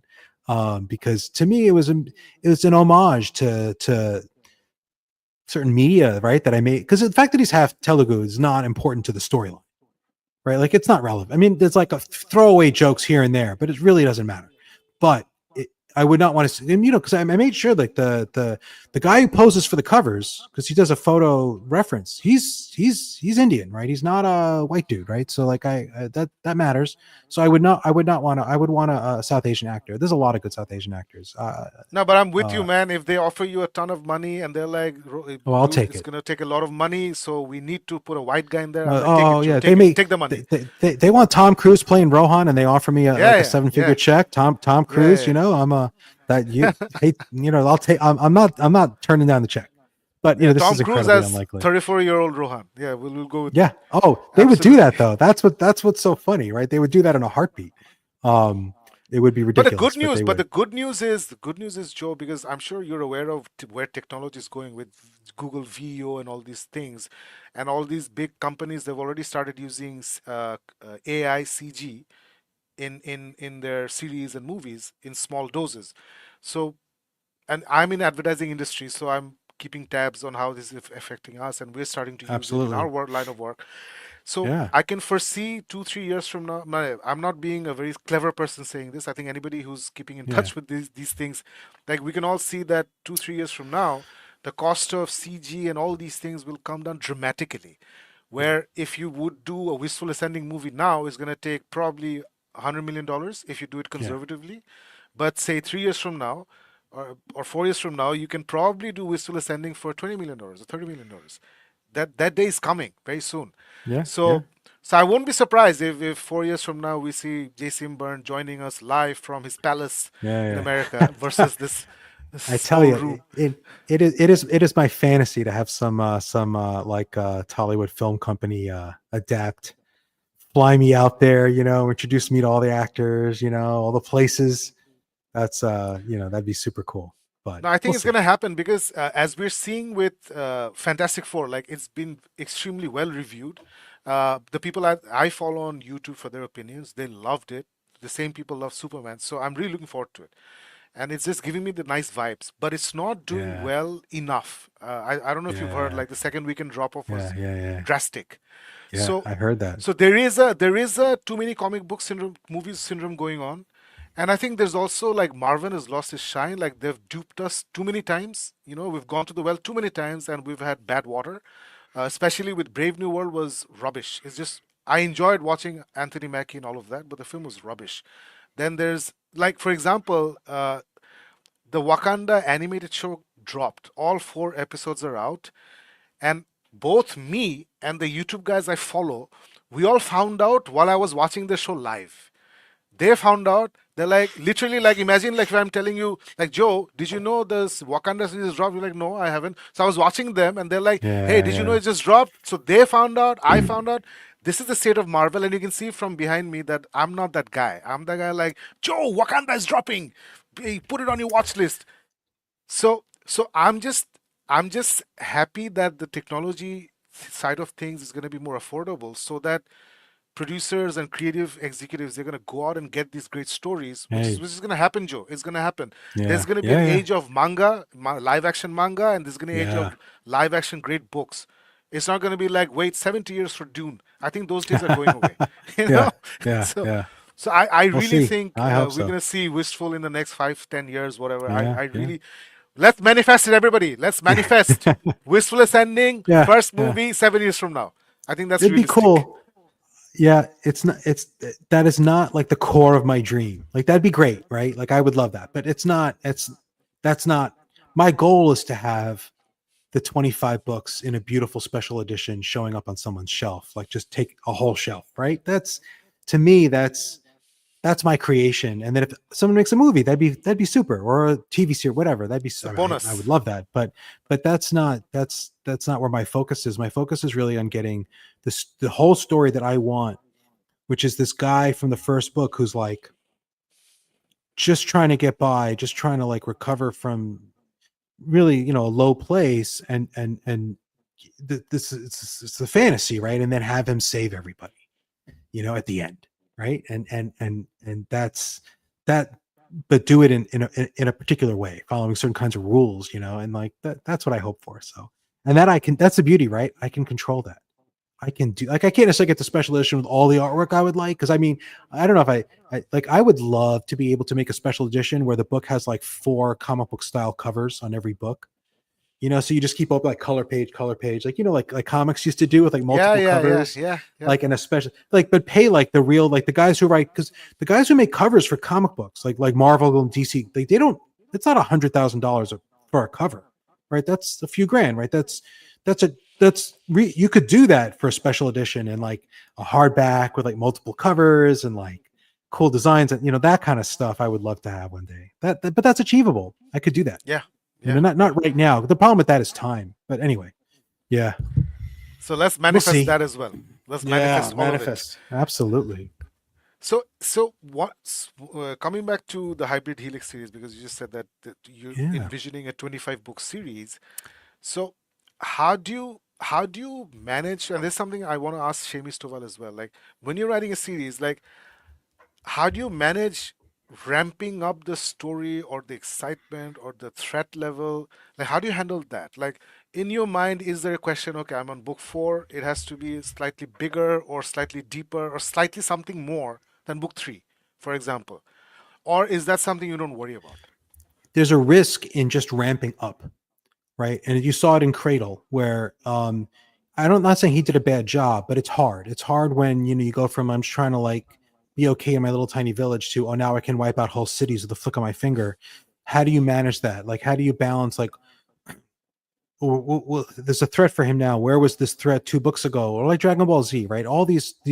So it's very tricky. I'm not trying to ramp up the tension in each book. I very deliberately don't, and there and part that's part of why every other book is a little less well liked because I do pull back a little bit, more or less. It's not exactly every other book, but more or less, I pull back. Right. So like in book two, he saves Earth. In book three, he saves himself basically, and a few there's some other people there, but a station, right? And then book four he really doesn't, he saves one guy in book four, and it turns out to not be a good choice, right? And then like in book five he saves, okay, in book five he saves a planet, okay, Yeah, like right, yeah. so like but you pull back, and in book six he doesn't really save very much of any, right? He's very few people, right? So like, and that's part of, you could just try to make it a linear ramp up, but I tried not to. So I don't want to get trapped. I don't want to get trapped. I don't want him saving like the sector and then the galaxy and then the universe and then just like, and this is one of the problems I have with like Sandman Slim by Richard Kadri, which I really like that series, but he kind of saves the world in like book one or two. And after that, I feel like it meanders a little bit. It's like a little hard. They're good, but I feel like they could have been better. I think like he should have held on to the saving the world for later. That should have been like book seven or something. Um, I don't want to criticize, but I'm just like it is tricky, and I definitely have the stakes are increasing, but I don't want to just make it linear, and I don't want it to be too much. And then they can increase in all these different ways. Like there's a lot of threats that I layered in there from the beginning, which was a good choice. I was lucky to think of that. Like the things between the stars, they're mentioned in book Mm, one. I was looking through mm, Wistful Sense. Like, oh yeah, I did mention this right away. Like it's mm. right there. And then they're mentioned again in book two. And like you don't really know what they're talking about. And then like by book, I forget which book. You're like, oh, this is really the problem or a problem. Um, so a lot of it is layering problems. And then, again, by writing Wistful Sending the way I did, I very deliberately made sure we got this idea that this is not about saving the world in every book. Because Right, in book one, right. the world is not a threat, right? No. Like, okay, he wasn't the last line of defense. Like the Ursons wouldn't have taken over the station if he hadn't been there. There just would have been a few more people would have died in the process, right? Okay, but like that sounds terrible, but like it really wouldn't have been a catastrophe, like global catastrophe, right? Everything else that happens after that, like it would have been fine, right? Like if he'd been killed in book one, like there wouldn't humanity wouldn't have been ended, right? Book two, it's a little more serious, but even then, it's one planet among thousands, right? Yeah. Um, so I'm trying to get the idea that like you should not expect Rowan to save the world in every book, and you don't, right? So, Because so what you do, that's from my experience, what you do is you keep peeling back certain layers, you keep adding some complexities, you yeah, keep growing the character. So those are the ways to do it, right? I think all yeah, great series kind of works in this similar way. But even if you look at Dresden, he doesn't really save the world every single right, book. Even though right. the No, last, no, now we're nearing the ending ending yeah, of the great saga. So obviously things are going to be a lot, bigger and yeah, yeah, bolder. yeah, yeah, yeah. But if you go back to the first 7 8 books, it's not about Right, saving the world every single book, right, but it's about peeling back layers, adding complexities, yeah. peeking behind the curtain, which you've been doing for the last 7 books, Yeah, and developing wonderfully the so. Yeah. developing the world building, so you have a sense of what's out there, what threats there are, and what allies there are, and adding the complexity, and then I'm Joe, trying to this keep is people sorry. guessing. Let me just interrupt you rudely, Yeah, because I yeah, just want to talk about this with you. World building and information dump. This is such a critical thing in a book. It's so critical, and I never realized it because I've been blessed with reading great books most of my life. But recently, when I'm reading these indie authors, and I'm this is not a put down on indie authors. uh, absolutely appreciate what indie authors are doing. It's just something I guess people should be more mindful. I think a big difference between the better authors and the not so, still not better authors, is you guys know, like people like you and Shamey and Alexander Robb and so many others out there, you guys know how and when to do info dumps. Like I think there's this really talented author called Steve McHugh or somebody he wrote a wonderful book. The main character in this book is this vampire investigator. He's got this huge dog with like demon blood. So there's this team, and it's a Yeah. world where vampires and humans exist side by side. Like there's an understanding. So there are five vampire families. They liaise with the humans, and etc. Humans get specific medicines made from vampire blood, etc.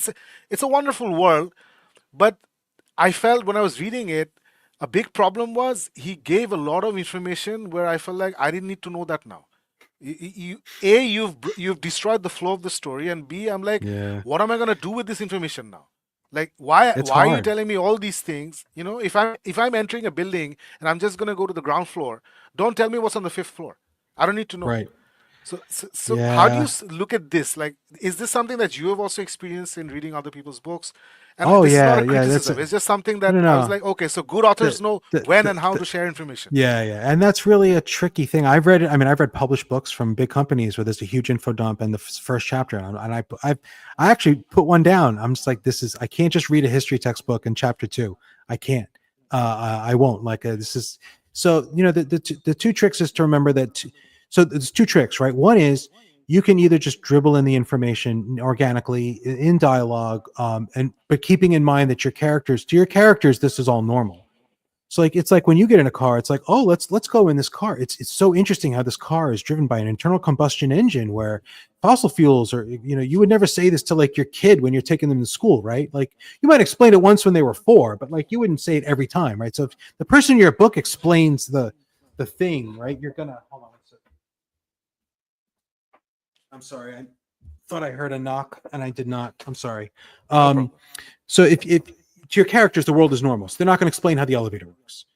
Or you have the like the portal fantasy thing where this person is like whisked into a fantasy world and they don't know they're from this world, they don't know anything, and then you use them as your source of info. That's a very common trick, right? And then because everything has to be explained to them because they really don't know how the elevator works, so to speak, right? Right. And I kind of did that. I had this one scene like that where the Ursins show up and they're like, "What's going on?" And he explains, like, there's an info dump right there. It's like, this is the Empire, and they're the ones you got to worry about. And I didn't have that scene in the original draft. My editor made me put it in, and I still kind of regret it.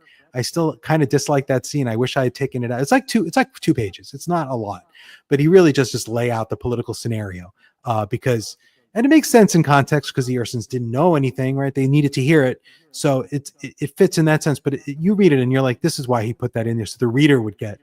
And so, but it was, you limit it. I made it 2 pages or 1 page. I don't even think it's a full page. So I think we can accept it, and then you try to dribble everything else in. It just requires a lot of attention, right? You have to dribble little by little, and you put them in dialogue, and you leave most of it unexplained.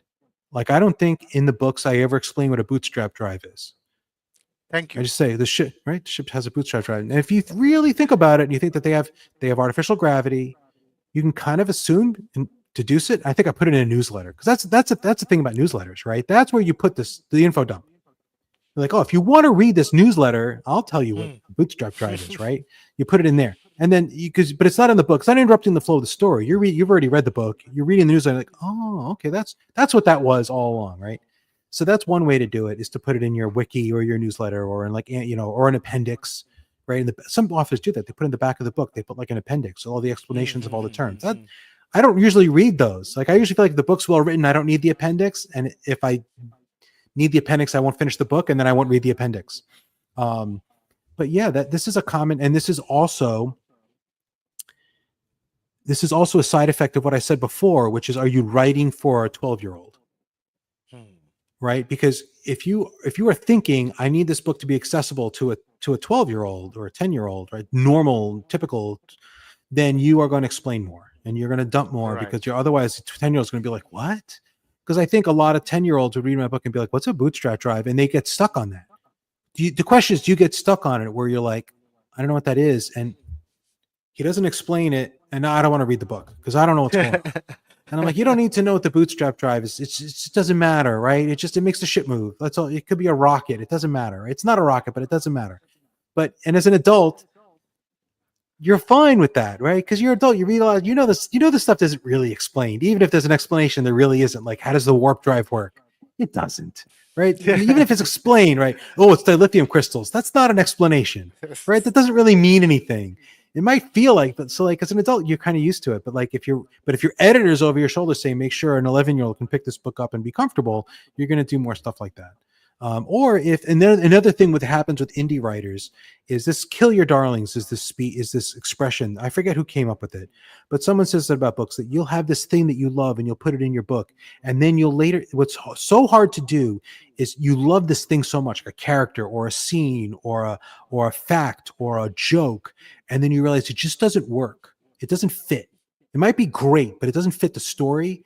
Killing it means you're taking it out, right? And you have to be willing to kill your darling. You have to be willing to take the things that you love and maybe take them out because they might be overwhelming the book or not quite. Like I have jokes sometimes that don't really work. Like that character should not be telling that joke at that time. It's not in character. And I'll take them out. And I think it's really a funny joke, but like that character wouldn't say that. Maybe it's a little too raunchy for that character, whatever. But indie authors, you have a hard time killing your darlings. And if you don't have an editor making you take out the info dump, you've spent so much time figuring out like the history of this place and so many hours like writing it out in your notepad. And you're like, well, if I don't put it in the book, then what the hell was the point? And that's a trap that you can fall into, So, And so the then, editor that you use, so you use the editors who give you story suggestions as well? so my first editor who I used for Wistful Ascending gave me more in the way of a developmental edit, in that she said like, oh, you should there's a whole like there's a whole section I removed based on what she said. I cut 10,000, 15,000 words out, and she was right. Like and then after that I have not used a developmental editor. I've decided that I can do that myself. I can figure out what should structurally. And I still don't feel like, I still feel like if I look back on any of my older books, I'll find a paragraph. I'm like, I could have phrased this better. I always see that if I look back on, but I don't look back and go, oh, this whole plot line should have been taken out. I don't feel that way ever. I feel like that's what I'm good at. And I feel very confident in the structure, the plot, like that stuff. I needed help with Wistful Ascending. She helped me. I feel like I learned those lessons, and then I read a lot of reviews, and I don't do that anymore. I have what's called a line editor. She really goes through line by line and finds things like, this sentence isn't great. She'll never say like, this chapter should be gone. She'll say like, this sentence, this character is saying something that doesn't really feel in character. This should be rephrased. She'll do that, and she's always right. I think 98% of the time she's spot on if she notices something like that. So there are lots of different kinds. There's like 5 different kinds of editing you can get. It's like copy editing, I, line I, editing. yeah, yeah, yeah. I just wish that the indie authors that I write or that are out there, like if they have the resources, then please use an editor because, especially if you're starting out, A lot of money, because a man. lot of I know It's a that that's the lot. problem. That's the problem. It's a lot of money My because line editor, I can read and I can see they're good writers. There's some solid ideas, but it just doesn't come across dude. as well as it should. You know? My books are right around 400 pages in print, 120,000 words, just on 120,000 words, and it's significantly more than $2,000 US. It's a lot of money, right? It's a That's a lot of lot of money. that is not a like, my covers are more, but you can get good covers. So like if you're an indie author, you can release a book without an editor. You can just have your friends pass it back and forth and try to catch all the typos, or use like Pro Writing Aid, which is an AI tool that will help catch typos and like missed commas and stuff like that. And that's like $100 to get Pro Writing Aid, something like that. I forget. Um, and it, or you need $2,000 for an editor, like, That's a lot of and money. you can get editors for less. Because I've had different people work on Partial Function and the Grim Dwarf who were less. I'm sort of committed to this one person for the hybrid deals because I really like the way she works, and she's expensive. But it's a lot of money you have to outlay. So now if you're looking at an indie author and you have to, like, if you want a cover like mine, editing like mine, and an audiobook done with a decent, not a great or famous, but decent narrator, you're looking at 10,000 US out of pocket to release a book. Right? That's a lot of money. Right? That's like that's a lot of money. So and if you're a new indie author, your chances of getting that back are small. Not zero, but small. So So Joe, I think I agree with you. Yeah, But I get it. I know. you know, That's why I try to contain my rants. I'm like, no, these are people doing you're something because they love it. Let's you're just not be wrong. gentle. Be gentle. You You're know? not, but here's the thing. Here's, as a reviewer, you're not wrong, and you need to be able to. You need to be comfortable saying this was what the thing that happened. But some readers won't care. Some readers are fine with a big fat info dump in the middle, and some readers will hate it. And readers deserve to hear, this indie book had a lot of good things, but had these huge info dumps. And some readers will, well, then I'm not touching it. And others will be like, I don't get, and I'll read it. Like that doesn't bother me, and that's fun. That's how it's supposed to work. You're not supposed to be afraid to make those comments because we're working hard. Like that's not why you review. You review to help guide the other Yeah. readers to the thing that will work for them. And like great example is smut. Like how much smut is in there? Like that's not, like all my love scenes are fade to black, right? There's nothing graphic sexually because I'm not comfortable writing that. Like I'm not against it. I'm not against smut. You want to do some great, fantastic. I'm friends with people who like a lot of smut. It's great. It's not me, right? I'll never have an explicit sex scene in the hybrid heel or in any of my books. I don't think. Certainly not the hybrid heel. But like having a lot of smut isn't a bad or a good thing. It's just like for many readers, it's like okay, that will make me read the book, or that'll make me definitely not read the book. Just I think info dumps are kind of like that. No, Some people are fine absolutely, with it. and Yeah, you're absolutely correct that everybody is their own audience, and it's so yeah. subjective. Like we were talking about ZB Steele, and I remember when I was reading his book, "Whispers of a Storm" or something like that. That So, sounds right. so something like that, "Whisper of a Storm," or so it's a very Scroll over. well-regarded book, very Yeah, well-regarded book. There's a lot of love for it out there, and I generally enjoyed his writing. But when I was yeah. reading it, Joe, I almost put it aside a lot of times because I've been reading, because you just said that I'm an adult. I've been reading books for 40 plus years. So a lot of things that I was reading, it was very well written, very well, beautifully written. But I was like, I've read these kinds of situations before. So it wasn't exciting for me. So when Did you ever when read? I come Did you- so when I come across those yeah. situations, Sorry. I always try to put it in my review that, this is probably something that younger readers will enjoy. But for somebody who's been reading for 40 years, it didn't really work for me. So I try to put it out there because I have to think like that because I see he's got a lot of huge following out there, and I know he's wrote it well. It's well written. I have some problems, which is why I almost put it aside, but it is generally well written. So it is very subjective what you were saying. Yeah, please, I Like, interrupted you. Please, did you have? No, no, no. I interrupted you. Did you ever read Aragon? it was horrible, terrible. Okay, okay, okay. I read it when it But came out. It was horrendous. but I bet if you had read it when you were 9, you would have had a good time. Yes. If that Yeah. had been your first Yeah. fantasy novel, Yeah. right? I bet you would have had a good time. And I Yeah. bet you might have, I bet I would have had a good time. I was too old, right? We're roughly the same age, right? We were too old for Aragon because it didn't Yeah. come out when we were 9. It came out much later. No. I read it and I was like, this is drivel, right? Because it's not meant for us, right? It's horrible. I don't know if I think he wrote it when he was young, but that's not the point. He The was point very is young. He was very young it, when he it, wrote it. it's super tropey and it's super predictable if you've read a bunch of fantasy novels. And the opposite end, I feel, is Malazan, which is I don't know that you can appreciate Malazan unless you've read a bunch of other fantasy, because so much of it is almost like so much of it is good on its own, but it's also like a commentary. It's like you think it's gonna go here because you've read a lot of other fantasy and it's gonna go here instead. But if you haven't read a lot of other fantasy, you don't know where it's gonna go, so you're not surprised, right? Right. Right. And I think Malazan, you really should not be your first fantasy series. Someone's like, I never really read a fantasy book. What do you think I should start with? I would never say Malazan. Don't start with Malazan, right? You might love it, but like, come on, you'll love it much more if you start with like Wheel of Time and then you get to Malazan 3 years later or whatever, right? Like go Correct. somewhere else first.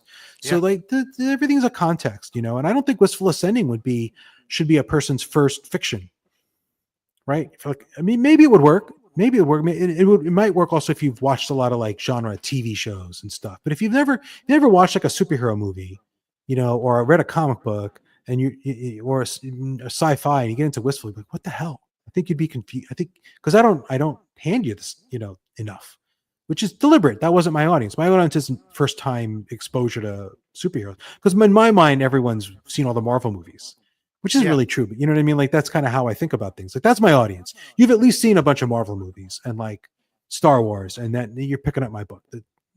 Which I don't know, but I agree with you. There's a lot of indie books that I think people get into because the authors are personable, or they hit tropes that they really like. It's like, oh, I love Dragon Riders. They read a Dragon Rider book. If it's not utter trash, they get super excited. And I'm like, that doesn't work for me. There aren't any tropes I love enough for the trope alone. But maybe if I read a book that was a lot like a kung fu movie, even if it wasn't great, I would just be so excited to read a book that's like, because I haven't read that many books that are like kung fu movies. A few, Right, but not right. that many. Maybe that would I'd just be like, I'd be really into it. I don't know. That's my thought. But So, there's a Joe, lot I've of kept you long enough. Let's go through some yeah, of these comments and then let's call it a day. absolutely, It's pretty absolutely, late man. here. Oh One yeah, I'm second. Let sorry. me just. I No, no, keep no. forgetting. I'm a night rider, Yeah, but you're I haven't had dinner, yeah. so I'm hungry. Oh no, oh no. Yeah. Uh, Let me just go through these. Okay, Xerex Bullshit. Xerex saying, Shaggy, I've yeah. started reading Cronus Chronos Trilogy trilogy. by Shemi Stovall. This is amazing. The Time Warp Warlock series. It's amazing, Xerex. I've read it. It's amazing. Kaiser says it's a crime that Hybrid Helix is still not a comic book. Oh man, it's gonna be an amazing graphic novel. Every single book. Yeah. I would just love to have comic book style artwork, like I said, like on a cover of a special edition, or like inserts where like you know guys in the style of like a Jim Lee. I would Yeah, love yeah, yeah. covers like that. There's this guy Steve Rude who did this Nexus, which is an indie Oh, yeah, comic, and Steve Root is amazing. oh, Amazing. you know Nexus. I just I have the Joe, I we're the just or same generation. We're the I same generation, and we I have don't read know. almost the same I things. I didn't realize Nexus made it outside the US. I didn't know. But I was a huge Nexus fan. I would Oh, love to get Steve, because I'm a I would comic love to get fanatic. I would love to get a Steve Rude He's amazing. Rohan. I would Yeah, love a yeah. Steve Rude Rohan cover. Like that would be phenomenal. So he used to But call anyway, himself Steve Root the Dude back yeah, in the yeah, 80s, early yeah, 80s. yeah. Nobody else And called now him that. He used to call him that.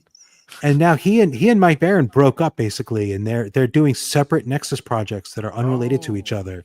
okay. Steve's been releasing like through Kickstarter, like a hardcover here and there. I think the third one is coming up, and I got the first two behind me in a box somewhere. I need to unbox.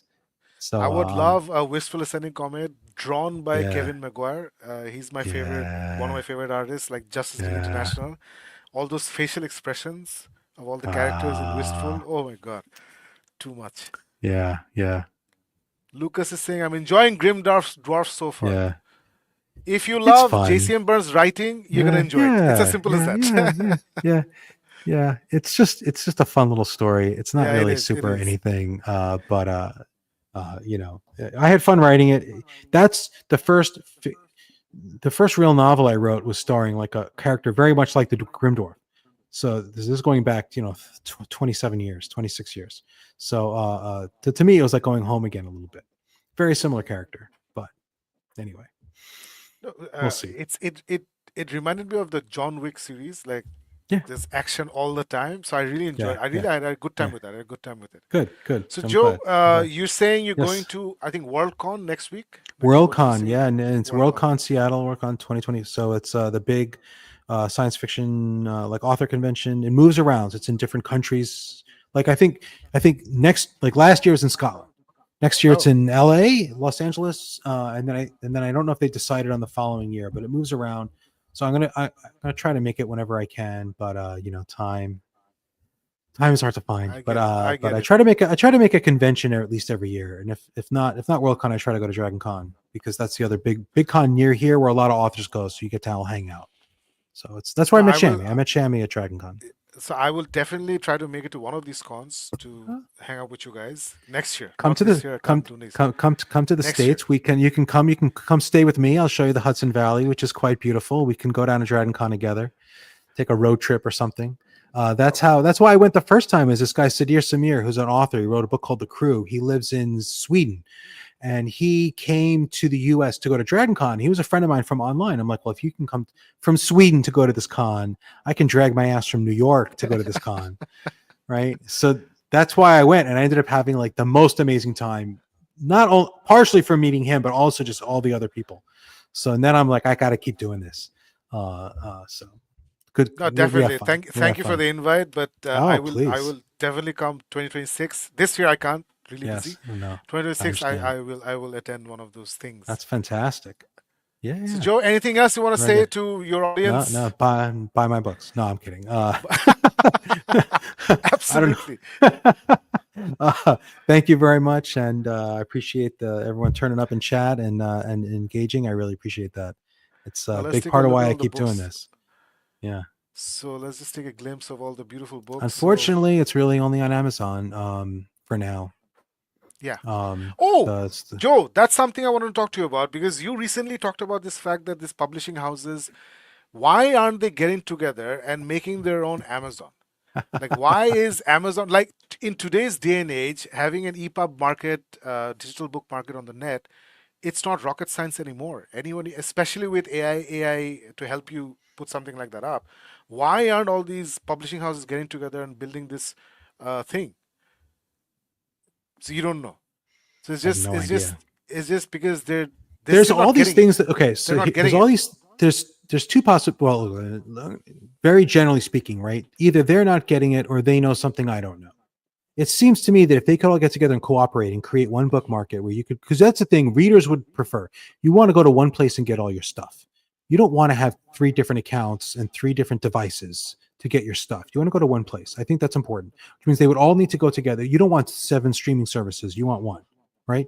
They would need to get together and have a place where you go and get your books and you pay a fee and you own your book and it's on any device you want to read it on. And I think if they did that, they could take over from Amazon because Amazon doesn't do anything special in the ebook space, right? Yeah, It's not better, right? It's just the only game in town. And instead, they don't do, and I don't think the cost would be astronomical, especially if they focused on ebooks, because the cost of setting them up, you don't have to open warehouses everywhere and own trucks, right? It's an electronic delivery service. Um, and they could just take their because they hate Amazon. They could take their business elsewhere. Why they don't do it, either they haven't thought of it or they're not willing to agree because they'd all have to give up like who would fund which portion. They'd have to hammer that out. Maybe they never agree, or maybe there's some obstacle to it that I'm not seeing. Because there'd be a transition period, right? Let's say they all did this and took their books off Amazon and put it on their thing, right? Then there'd be a period of time where their sales would drop because people wouldn't move over to the new thing immediately, right? That's not how life works. So maybe they're just afraid of that. I don't know. Or it's the same reason. Like, why do they drop mid-list authors? Because they used to publish mid-list authors. You can make a career in the mid-list of the big publishers. They don't support that anymore. Like, if your first book doesn't do great, they just drop you. Uh, the industry has changed.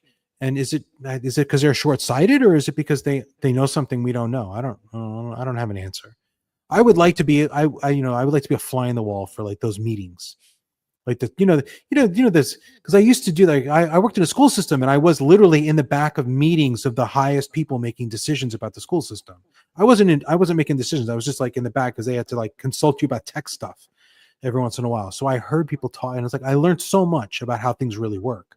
Um, I'd love to be at those meetings of big publishing houses, but I'm not. yeah. But I think that would be fantastic, right? We would love a I place think where it's we could gonna go and happen. I think it's gonna get all your happen. books. I hope so because I it think would it's gonna be happen. because this having to be Amazon only really it's crap. And I'm not a huge fan of Amazon is not necessarily a good force for the world for other reasons. They don't treat their workers very well. Yeah. I'd be happy taking less money from a company that paid its workers better, even if it meant my percentage that comes to my pocket would be less. If I knew that they were a more ethical company, I would take that deal. But I don't have that choice. It doesn't work like that. So anyway, I don't know, man. Anyway, Shakib, thank Joe, you so much for having me. thank you so much for joining us. And guys, let's take a Yeah, my look at pleasure. all the books again. These are Thank the you. fantastic, all the books of uh, Yeah. Joe Byrne. The one in the Yep. middle, Shield of the Mothership, that's the latest, but you should start with Wistful Ascending. They're Yep. all brilliant, brilliant, brilliant books. It's a lot of fun. Joe's got a light Thank touch, you. even though when he's addressing some pretty heavy themes. And that's something Occasionally. I personally appreciate when the author does it with a light touch. Thank you. Um, so, Joe, we'll definitely chat on X. Looking Oh yeah. forward to your next book. Looking forward to everything that you Thank you. say. Thank you so much for joining Appreciate us. that, And everybody, man. thank you so much for joining us. We'll see you again soon, hopefully, with some more great authors. Bye, Joe. Bye, everybody. Thank you. Bye everyone.